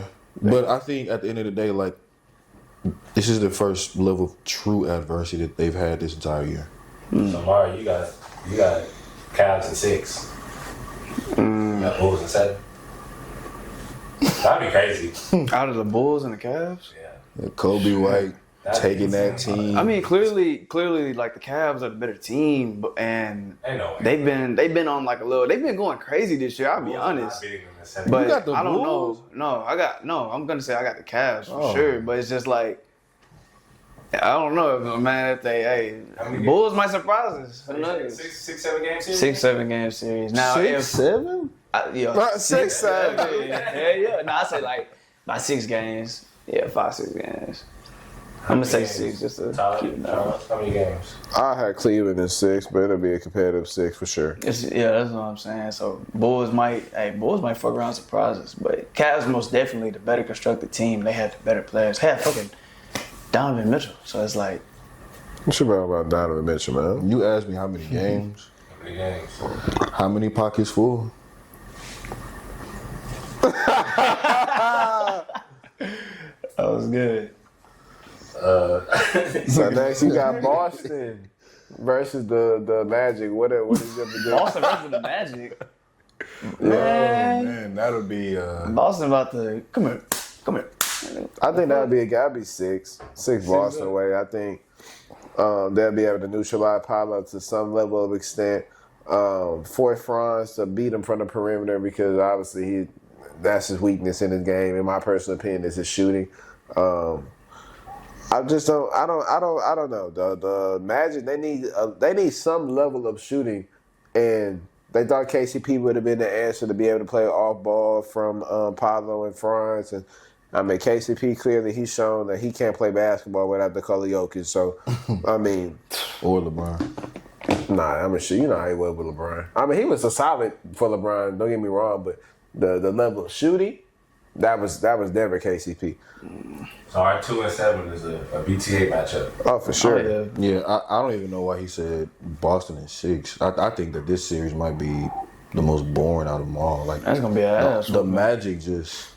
I mean, granted, we just seen them destroy the Lakers to a certain extent, but at the same time, it's like, am I confident in that level of offensive production against debatably the best team in the NBA? They in defending Boston? champs at that. No, I'm not confident in that because at the end of the day, it's still you still expect the only person to be any level of consistent on the offensive side of the ball is Paolo. Everybody else is like hit or miss, and that's no disrespect to guys like Franz and everybody else. But at the end of the day, I mean, you're choosing these guys to go up against essentially one of the best offensive and defensive teams in the NBA right now. Yeah. It's not gonna work. It's Boston in 4. Celtics in 4, most definitely. Hey, y'all heard what I said? That's gonna be an ass whooping deluxe. They just Boston is just the more and better. Like, well, they're just a better constructed team, bro. Like, offensively, it's gonna be a matchup nightmare. No disrespect to the Magic because I was fucking with them last year. They're one of the teams I vouched for. I was like, okay, they're one of the like young and up and coming teams. But this year it's kind of like, I don't know what the hell happened. I don't know. But for sure, I got Boston winning that game. They're most likely going to stop Paolo. Not even most likely, they will stop Paolo. And I rock with Paolo. Man, he's a great player. But he's not going to have an answer for them. Franz isn't going to have an answer for them. And whoever else they got, it's just not going to be a pretty matchup, man. Unless they just happen to surprise us. But I got the Celtics winning that for sure. All right, our next series, we have 3 and 6, which is the Knicks versus the Pistons. And before y'all give y'all answers, I do want to give my flowers to the Pistons because they made it back. They're now a playoff team. They're not even in the play-in. They're playoff. They certified in the playoffs. That's hard. Unless they go on a losing streak, they are a playoff. Like, for sure, we good. That's hard. Shout out y'all for coming out in that rebuild phase. No, for sure. So 3 and 6, we got the Knicks and the Pistons. Oh, Is that Monty Williams still in Detroit? No. Bigger staff. JB. Don't know why the hell they let him go in Cleveland. I'm taking Detroit at 7. Upset. I feel like Kane is going to end up being the difference in that matchup. I just don't trust Cat in the playoff series. I feel like they have a well-constructed team in Detroit, shockingly. Tobias Harris, his role is diminished, like extremely diminished. But at the same time, he give you some level of effect. Maybe give you a solid 6 rebounds, 12 points a night.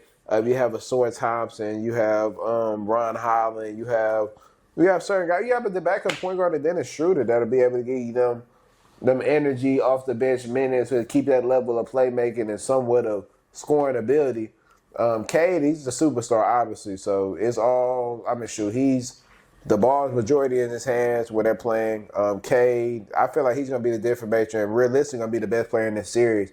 A 6'6" guard with that level of handle, with that level of shot creating. It's next to none. When you find those type of guys in the league, that's pretty much unicorns. And obviously, I'm speaking like this right now. I think he make an All-NBA team. Now, I don't know if that's first, second, or third. Obviously not first, but it's going to be either second or third. But I think Cade Cunningham is well deserving of a second or third team All-NBA season from what he done from Detroit, for getting them out of poverty all the way to an actual playoff team. But Malik Beasley, man, his line every night, 3.5 threes. And that's really not even crazy. You take the under, he might hit that first quarter. So, that's a well-constructed team. I just don't trust the Knicks. Cat, he's always been a playoff choker. Jalen Brunson, as nice as what he is, I don't know. You put if you have a Thompson on that team, that says enough right there. Or Sore Thompson don't play. So I would take them at 7. I don't know if I could go that far. I'll give Detroit their flowers, but even with that being said, am I just gonna sit up here and disrespect someone who's been playing like essentially outside of Giannis, the best big man in the Eastern Conference? I can't. I'm sorry. I gotta look at the Knicks as a. You're gonna fully credit Karl Anthony Towns for the Knicks' success this season? I'm not gonna fully credit him, give him the majority of the credit, but I will sit up here and say that there is a reason that he was an all-star starter. He has been essentially the best center in the Eastern Conference for shit show, and it's not even close. At least on that side of the NBA. Jalen Brunson is still one of the ones on the offensive side of the ball.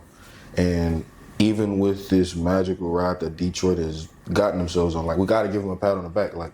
You thought what the Rockets is doing right now is unprecedented. No one in hell thought that the team that was on a damn near 30-game losing streak just last season, now they're one of the best teams in the Eastern Conference.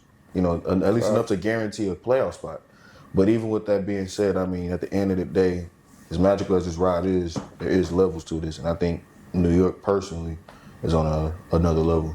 So if that were to be a series, I got them boys in the Big Apple, man. Knicks versus Pistons, who you got? How many games? I feel like that's going to be a good matchup. I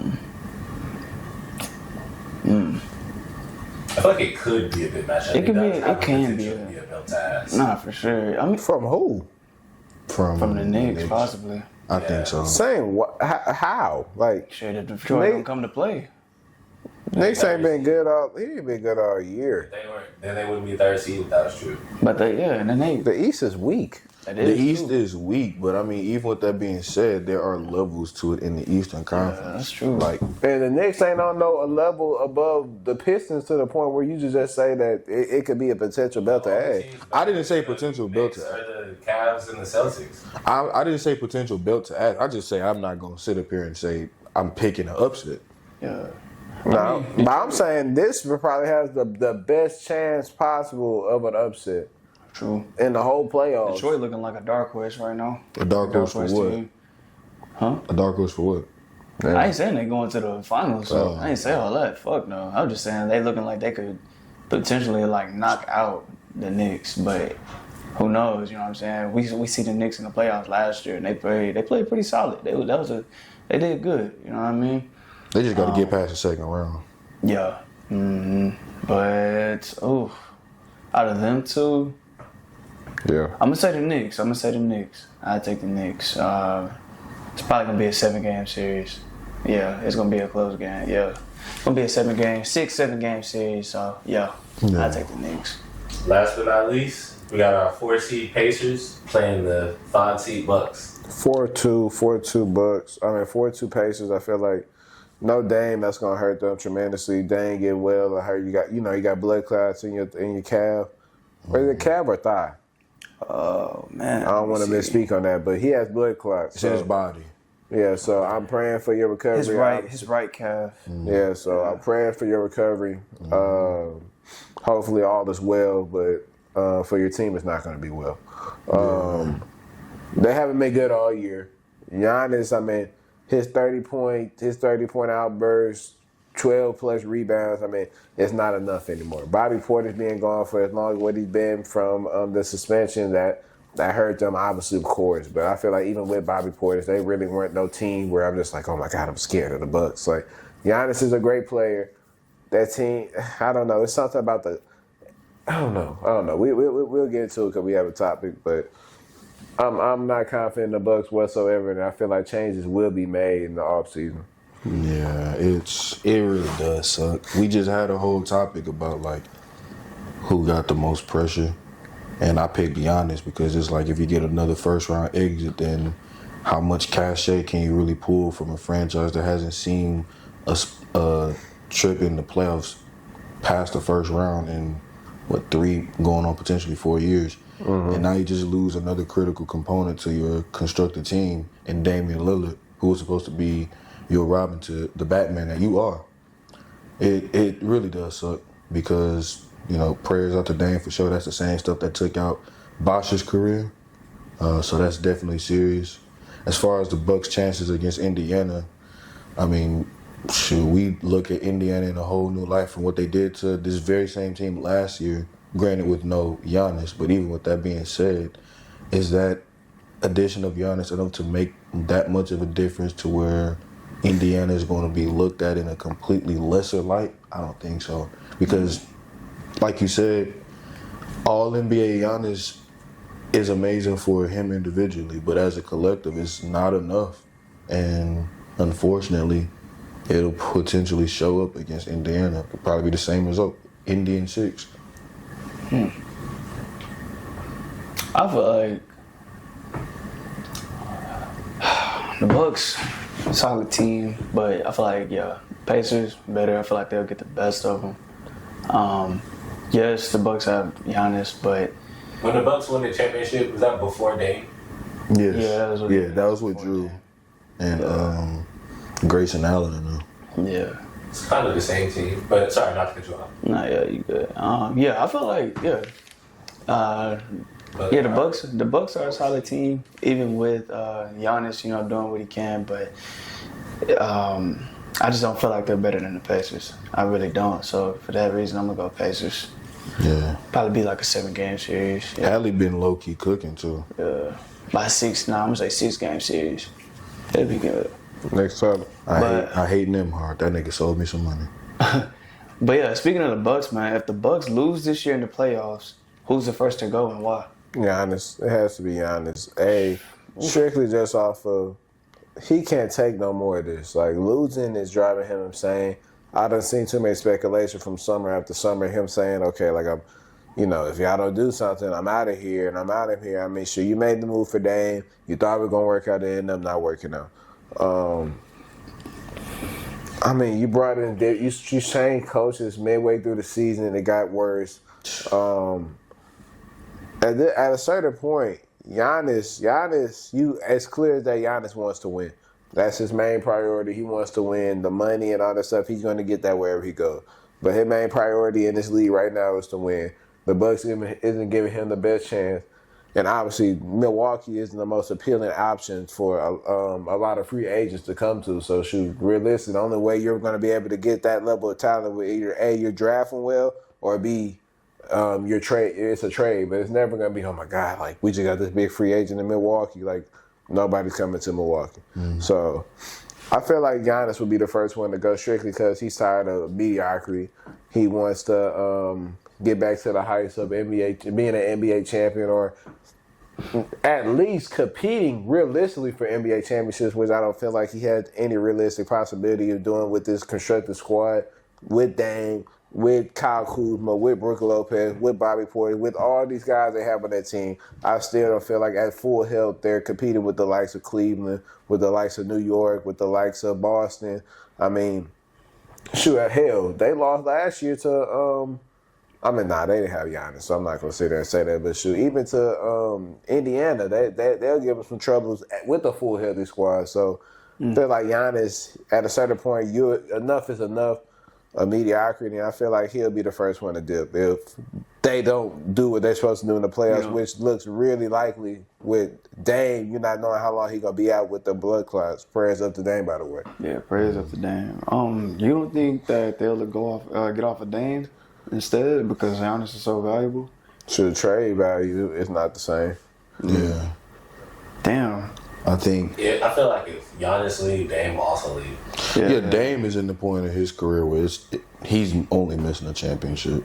Like he got at least enough accolades to last a lifetime. Granted, no MVPs or whatever, but I mean, like he's damn near what, the second, third. He's top 5 shooter of all time. Worst case scenario. True. So I mean, like, and people forget he's a dunk contest champion. I think he's an All-Star Game MVP as well. He's a what? A dunk? He won a dunk contest. Who? Dame? Damn. No, he didn't. I promise you. What year Damian was that? Lillard won a dunk contest. I promise you. Somebody What? look it up. Hold on. Check the stats. What? Hey. What? Hold on. Google. The only reason I know is because I watched that dunk contest when I was little. He won that. We was like 12, 13? I know because John I thought Wall it was was- in that one. John Wall. What the fuck? Hold on. Search it up. What? Dunk contest. Mm-hmm. Oh, that's when he was doing the through the legs dunks. Mm-hmm. I remember that. That was damn. 2014, it was John Wall.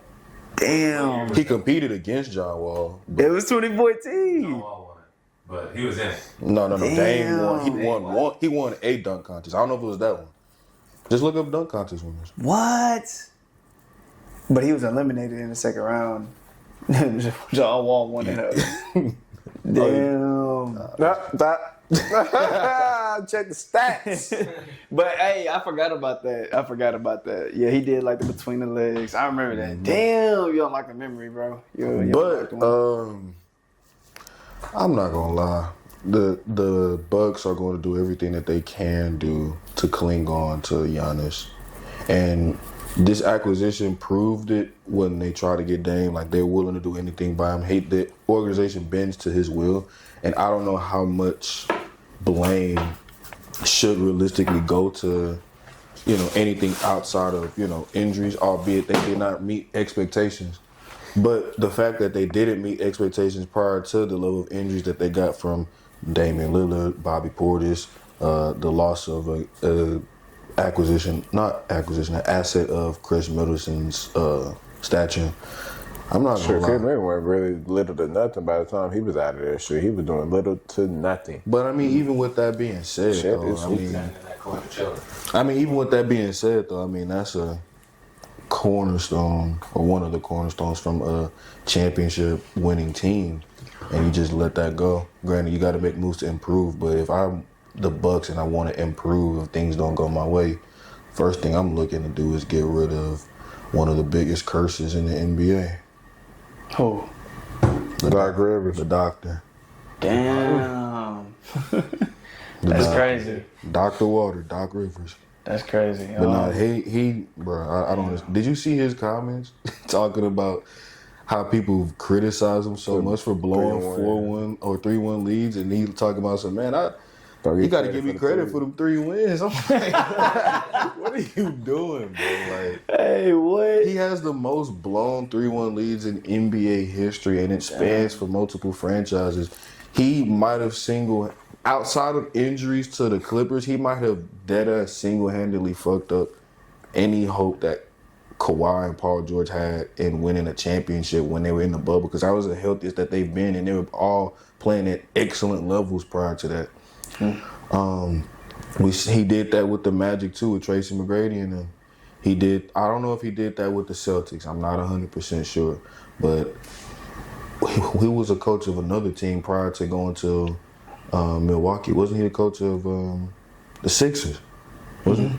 Yeah, he was Sixers, he was Clippers, he was Boston. Mm-hmm. And Damn, he had some great teams. he had some great teams that ain't do shit outside of that Boston team back in 2008. And even with that being said, I mean, like, you look at that Sixers squad, another 3-1 lead blown with an MVP winner, with 2 MVP winners at that, and a rising star in Tyrese Maxey. It's just insane that people look at his cachet and think to themselves like he's going to be the piece, the missing link towards a championship winning organization.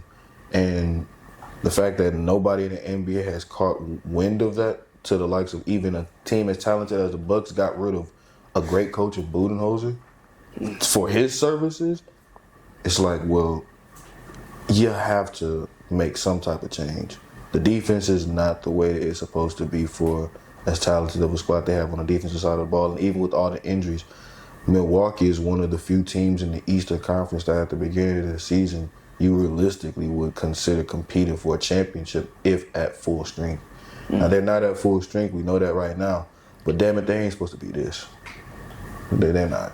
And I just got to keep it a buck. If somebody got to fall on the sword, it might as well be the only piece, in my opinion, that you feel like you can afford to lose, which is Doc. Damn. Well, they just signed him, though. So. Hey, I've seen coaches get knocked off after signing to a squad. Damn. And y'all don't think it should be Dan. I mean, feel like- realistically, I don't think he's going to be the first to. I feel like they're going to fight hard to keep Giannis, you know what I'm saying? Just because of they know how valuable he is. They know what he brings to the team. And he's still under contract. Yeah, I'm not. And what he's done for the team, you know what I'm saying? So it's like, I don't know. I don't see Giannis going anywhere, man. I really don't. But hey, I could be wrong. Superstar ruled the National Basketball Association, so crazy things have been done. They might treat him the same way the Lakers treated Kobe. Yeah, that's what they're not gonna let him go nowhere, bro. Like, I don't know. I can't see them just being like, yeah, we're gonna let go of Giannis, because like that's like their national treasure, bro. That's literally their guy. Like, He probably the second best player in their franchise history, and he got an argument for first. real shit, bro. And man, like I don't know. I just can't see. I really don't have an answer for that.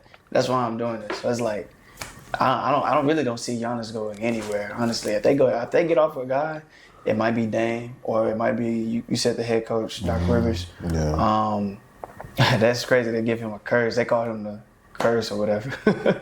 But yeah, like I really don't see Giannis going anywhere because of how valuable he is.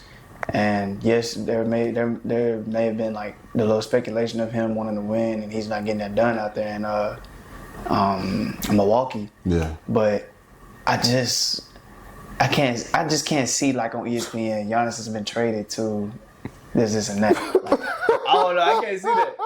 I can't see that. Man, that was trash. Oh my God, that was so trash. All right, on to the next topic though, man. With the addition Wait, of sorry.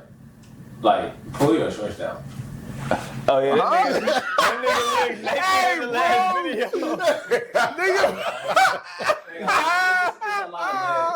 Like, nigga in the last video. I say, where the fuck is your shorts at, nigga? Hey, nigga. All right, moving on to the next topic, man. We're going to get back into the NFL, so we're going to do a Would You Rather with Jayden Daniels. So, would you rather Jayden Daniels... would you rather Jayden Daniels or Justin Herbert? Daniels for sure. bro. Hey, keep it. Hey, they had to make it interesting. I respect it. I don't think it's nothing interesting about it. I think it's Daniels by a mile. No, I'm talking about like as in like funny. Come on. What's funny about it? I'm talking about what y'all doing right now. Like that shit funny. That Bro, shit funny. what? That's bad. Really with Charles. Nah, because Bro, I already you knew. should've When I seen the name, I was like, this nigga I already know. Like, you know what I mean? But Bro, go ahead. Charles. Bro. No, I got Daniels by a mile for sure. But Charles, who you got? JD5, man. For sure. After 1 year, I mean, Shoot, who you got, man? shit. After 1 Who you year, got, You man? wait, you want to get into this? it don't You want matter. to dive I don't deep care. into this? I'll down my sword. Don't You give a say you fuck, gonna man. check this out? You know what? It is a little tough. I can say that. I'll say Jayden Daniels as of right now. You know what I'm saying? If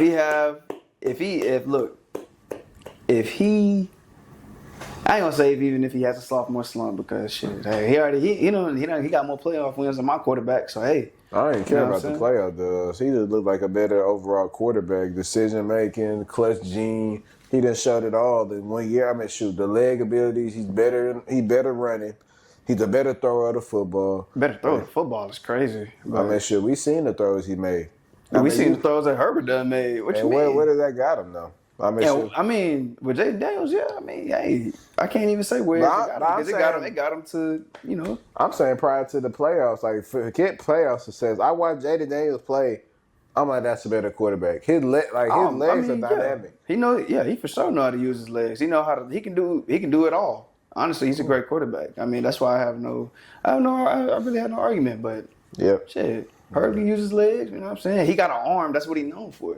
Okay. I got JD5. To me, it's not that close. All right, No, not at all. would you rather Jayden Daniels or C.J. Stroud? CJ Stroud. And strictly, my only thing is you put any other quarterback in the NFL in that level of situation that CJ was in and they wouldn't survive. Patrick Mahomes was in that level of situation in the Super Bowl. He couldn't survive. Now, Jayden Daniels had not the best O-line, but a better O-line than what Houston had. And I think CJ Stroud did amazing things under hell and fire. So I think if it's any argument for who's better than who, I think it's the most closest argument that you can realistically make. But I think it's an argument for both sides, and I think CJ just a better quarterback. He's shown under fire. So you gave him a makeshift line the year before. He took one of the worst teams in the NFL to the playoffs and got a playoff win. And then even this year, despite all the turmoil with the line losing 2 of your top 3 receivers, you still go in there, you beat the shit out the Chargers. And then you go in the playoffs against the Chiefs and you make it. Hey, bro. Hey, this dude Jesse, bro. Oh, man. Hey, bro, this dude Jesse. It's crazy because I'll never be able to live that down. and it's like they think they're so fucking good. This dude Jesse, bro. It's crazy. Hey, they got well deserved. But CJ done did amazing things within these first 2 years that I don't think a lot of quarterbacks can either go through and manage. As we've seen, the best quarterback in the league in Patrick Mahomes, he couldn't even manage it in the Super Bowl. So I would say CJ, but it's by a hair. It's not even a lot. And if anybody else said Jay Daniels, I wouldn't be mad to you. I wouldn't attest to you. But my personal opinion, I think CJ Stroud is just a better quarterback. What the fuck are you doing, Shay? You finna piss me off, bitch. The fuck? Bro, let him do his thing. Man, fuck that. Nigga, you better play like you're an MVP, nigga. The fuck? My bad. Versea. Kiss him. I'll let it zoom in on you. Hey, but nah, I could see a lot of people going the other way. And, I'm not going to sit up here and be mad at it. Me personally, I go CJ. If I take the bias, obviously I'm a Texans fan. But if I don't take the bias, then I'm looking at that from a standpoint of like, okay, terrible situation over the past 2 seasons, and he missed around and won a division twice. Missed around and had one of the worst offensive lines in the league in terms of productivity, in terms of the penalties that was amounted for, and had that miss around and be something that was a terrible situation and turning into a positive by getting 2 playoff wins, 2 AFC South titles, and 2 incredible seasons. If this is a sophomore slump for CJ Stroud, and he was able to do all of this with the level of protection, the inability of the weapons around him, and the injuries that just kept piling on, it's going to be a scary sight. But if anyone chooses Jayden Daniels, I'm not going to sit up here and fight you on it. And that's who you choose, huh? So CJ. I'm gonna say Jayden Daniels better, honestly. Better running with the ball. Shit. I mean, CJ, yeah, he's a great quarterback for sure. But I don't know. I just feel like there's more to Jayden Daniels that we haven't even seen yet. CJ too. You know what I'm saying? He just got in the league, but I don't know. I feel like JD can potentially be better than CJ. I'm sorry.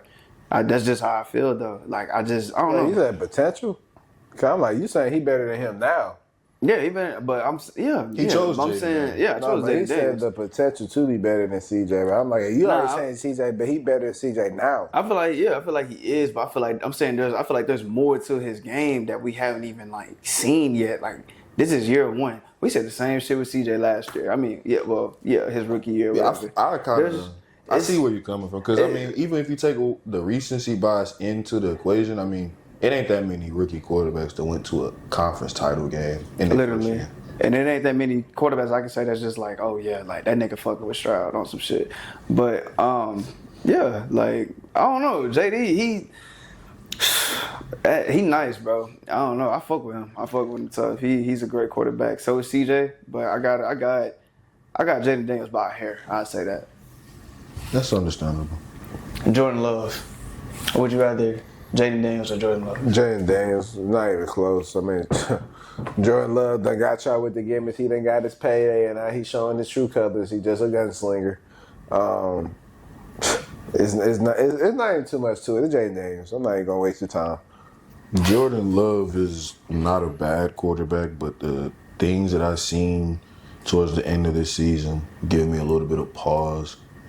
He was incredible towards the back half of last year, or like the season, his first full season as a starter, I should say. But this season, it was a slow start that he got into his groove, and then right when it got time for the nitty-gritty, he couldn't get a single win versus a team inside his division outside of the Chicago Bears. Every team that he played outside of the Chicago Bears, and every team he played outside of his own division, outside of unless it was the Eagles, he got a victory over. Every team within his division, he lost to at least once. And he was swept by Minnesota and Detroit. We've seen he got swept by the Eagles as well. They're just going to be in this position if he doesn't continue to improve. And what Jayden Daniels was able to do in such a short span of time, I don't want to jump the gun too early, but I'm pretty confident in saying that I'd take 5 in a heartbeat. Yeah, I'll take Jayden Daniels for sure. Like I just said before, I feel like he's the better quarterback. Jordan Love, he's too inconsistent for me. Do I think he's a good quarterback? A great quarterback? Hell yeah, I feel like he's very good. But there's a lot of times where he has inconsistent play. You know what I'm saying? Yeah. But he's a young quarterback as well. So there's a lot to him that we haven't seen. Did he just get in the league? Well, I'm tripping. He got in the league for about 5 years. It's 5 years? This is year number 6, I think. Oh, shit. Because he been behind Aaron Rodgers. Oh, shit, my bad. Yeah, you're right. Yeah. Then Jayden Daniels, then I feel like, yeah, there's just more to his game that we haven't seen. Jordan Love, yes, he is a great quarterback. But I feel like, I don't know, it's just something about Jayden Daniels, bro. Like, he's special, bro. He's like Mike Vick 2.0 to me, honestly. All right. So, next one. So would you rather, oh shit, would you rather Jayden Daniels or Jalen Hurts? Daniels. I think Jalen Hurts benefits a lot of his situation, of course. I think Jalen Hurts is a solid quarterback. Now, do I think he's an elite level game changer quarterback? No, I do not. I feel like the talent around him elevates him, and I think Jayden Daniels, he elevates the talent around him. So it's a difference.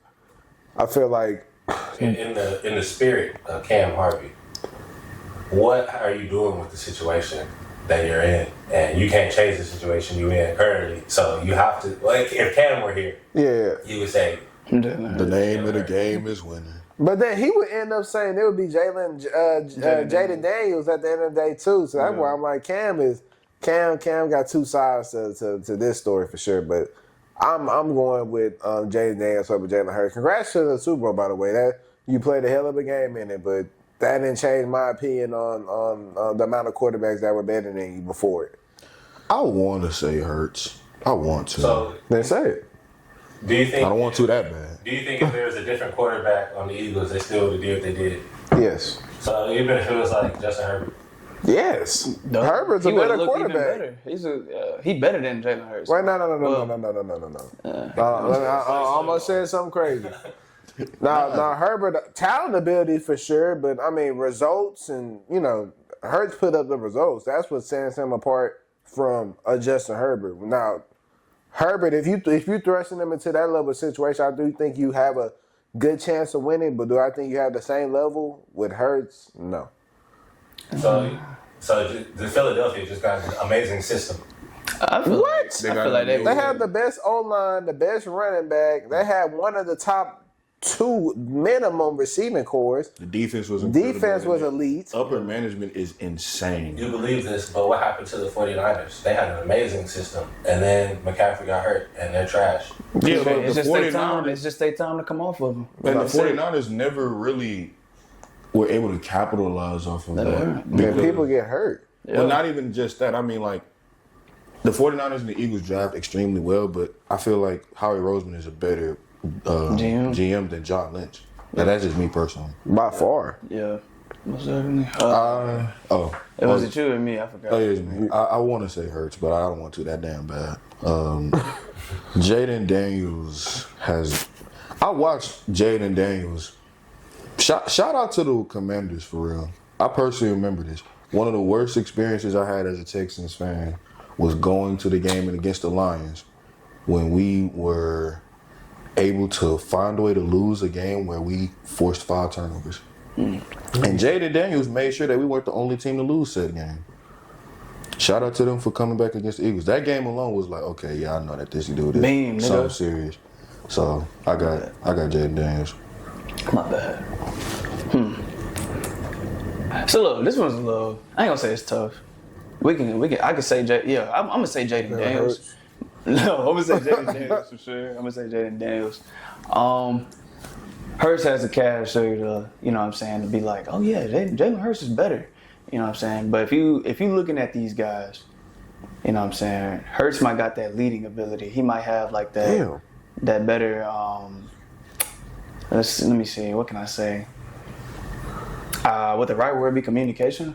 Like throughout the team? Like that leadership. I say say Hurts has like that better leadership throughout the team than Jayden Daniels as of right now, because I mean he's been in the league longer, and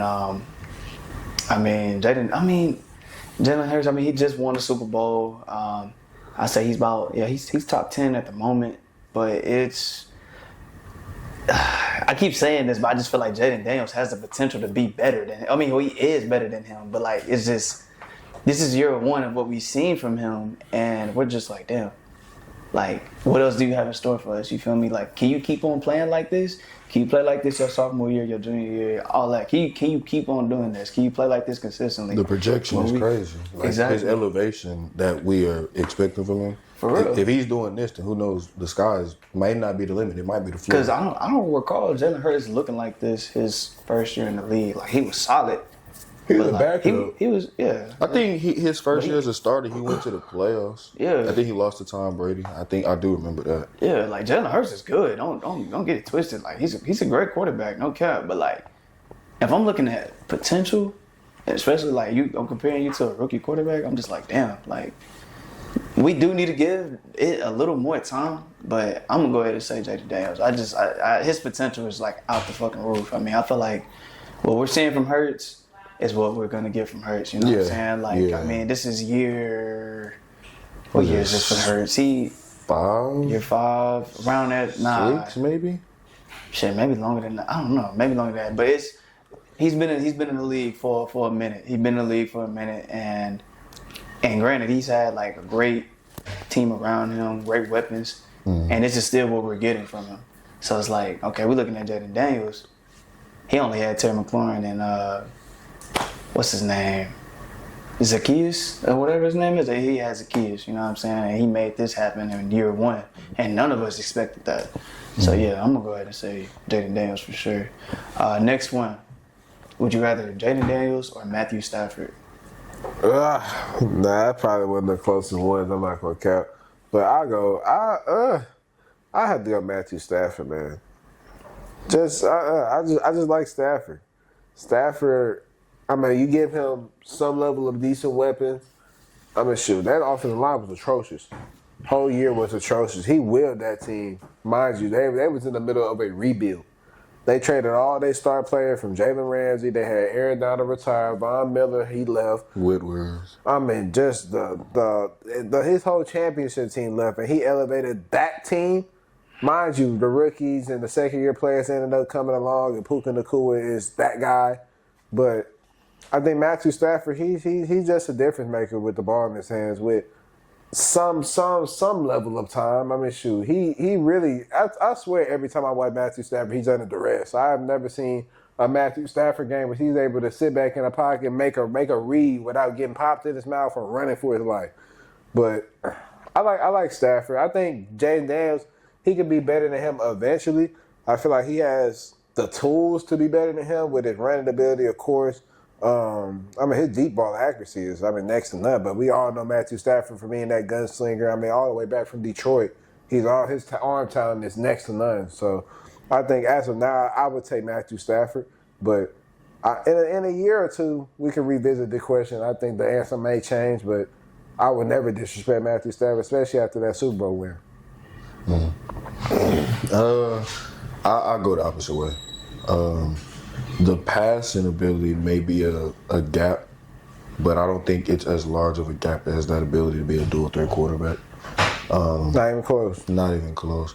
Matthew Stafford is one of them ones as a passer for sure. Like, he is as much arm talent as anybody we've seen. I mean, people talking about they getting no looks from Mahomes. Matthew been doing that since his days in Detroit.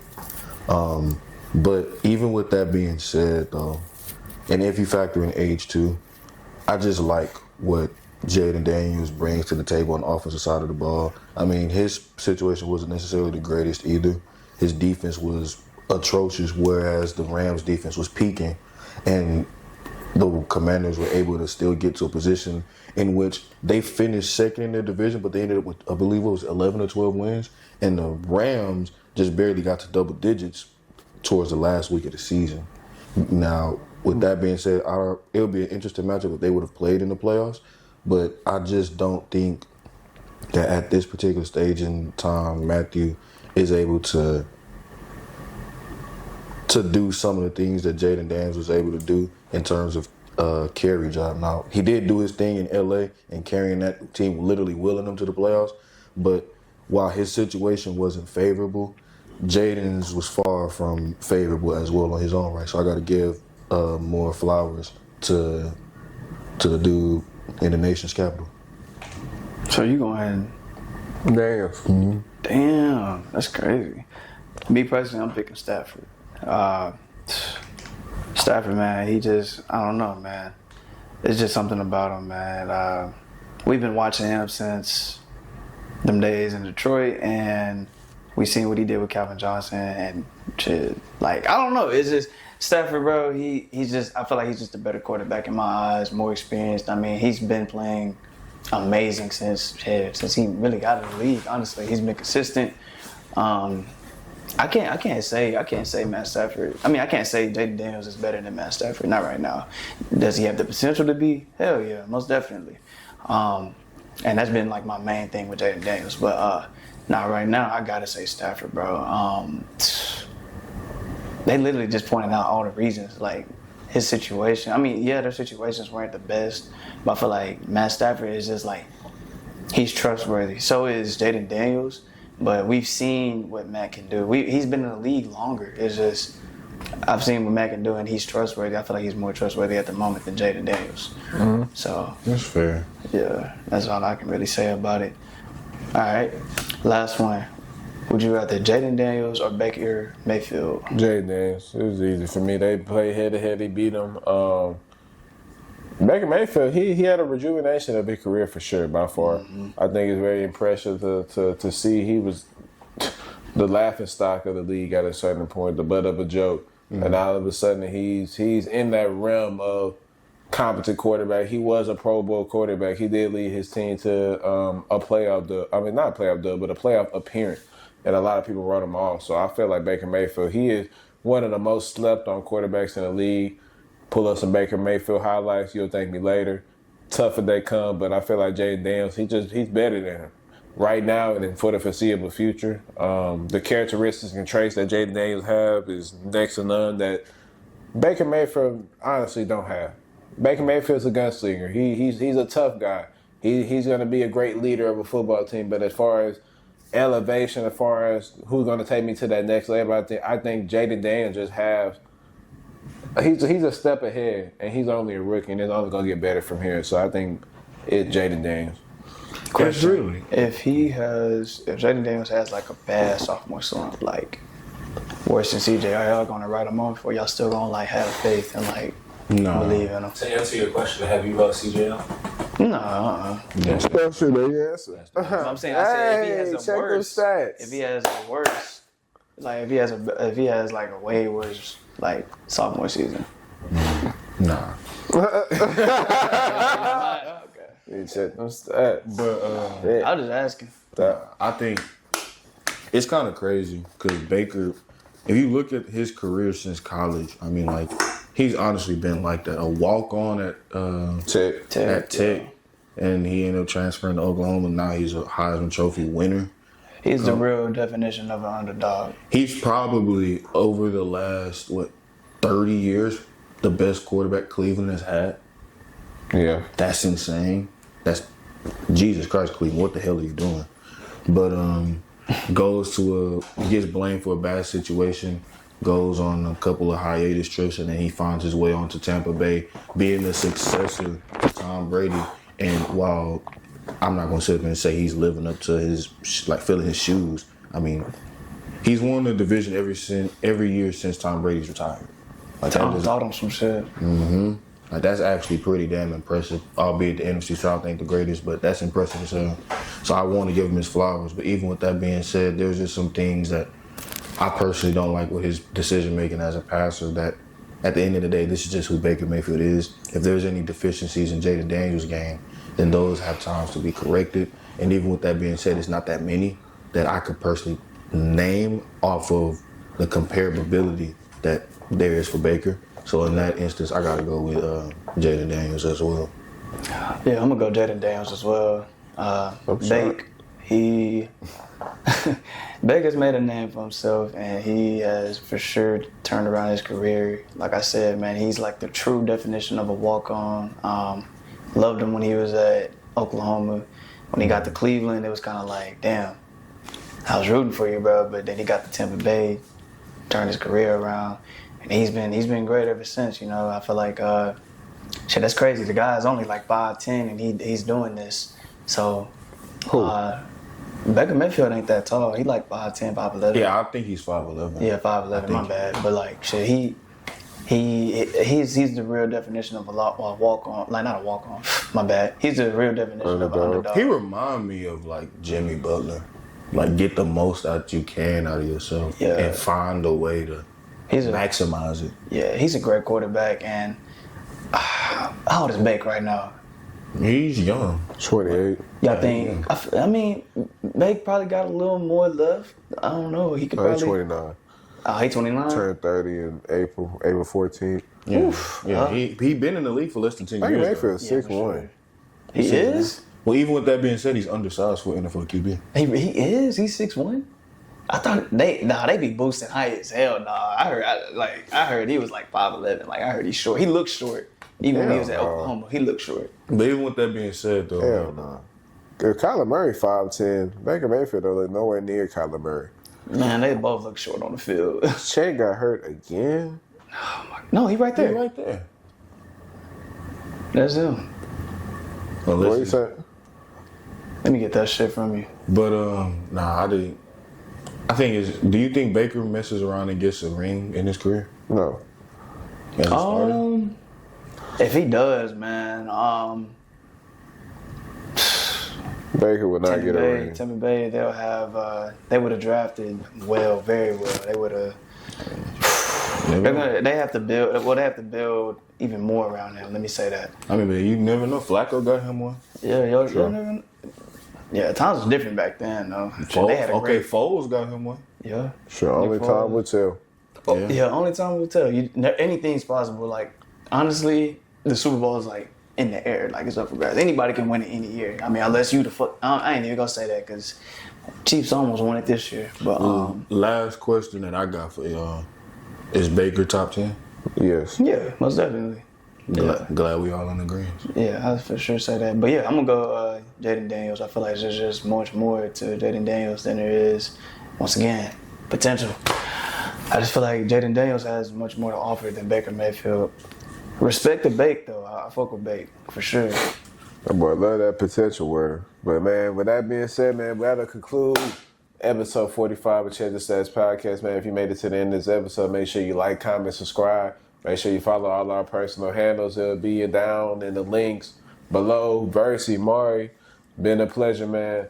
We'll catch y'all boys next week. Charles, Hey, any last word before we get these good folks out of here, man? hey, man. Prayers out to Dane. Prayers out to Juju. If you ain't fucking with CDS, you must be on some shit like Duda. But hey, you already know what it is, man. If you need the facts, you check them stats.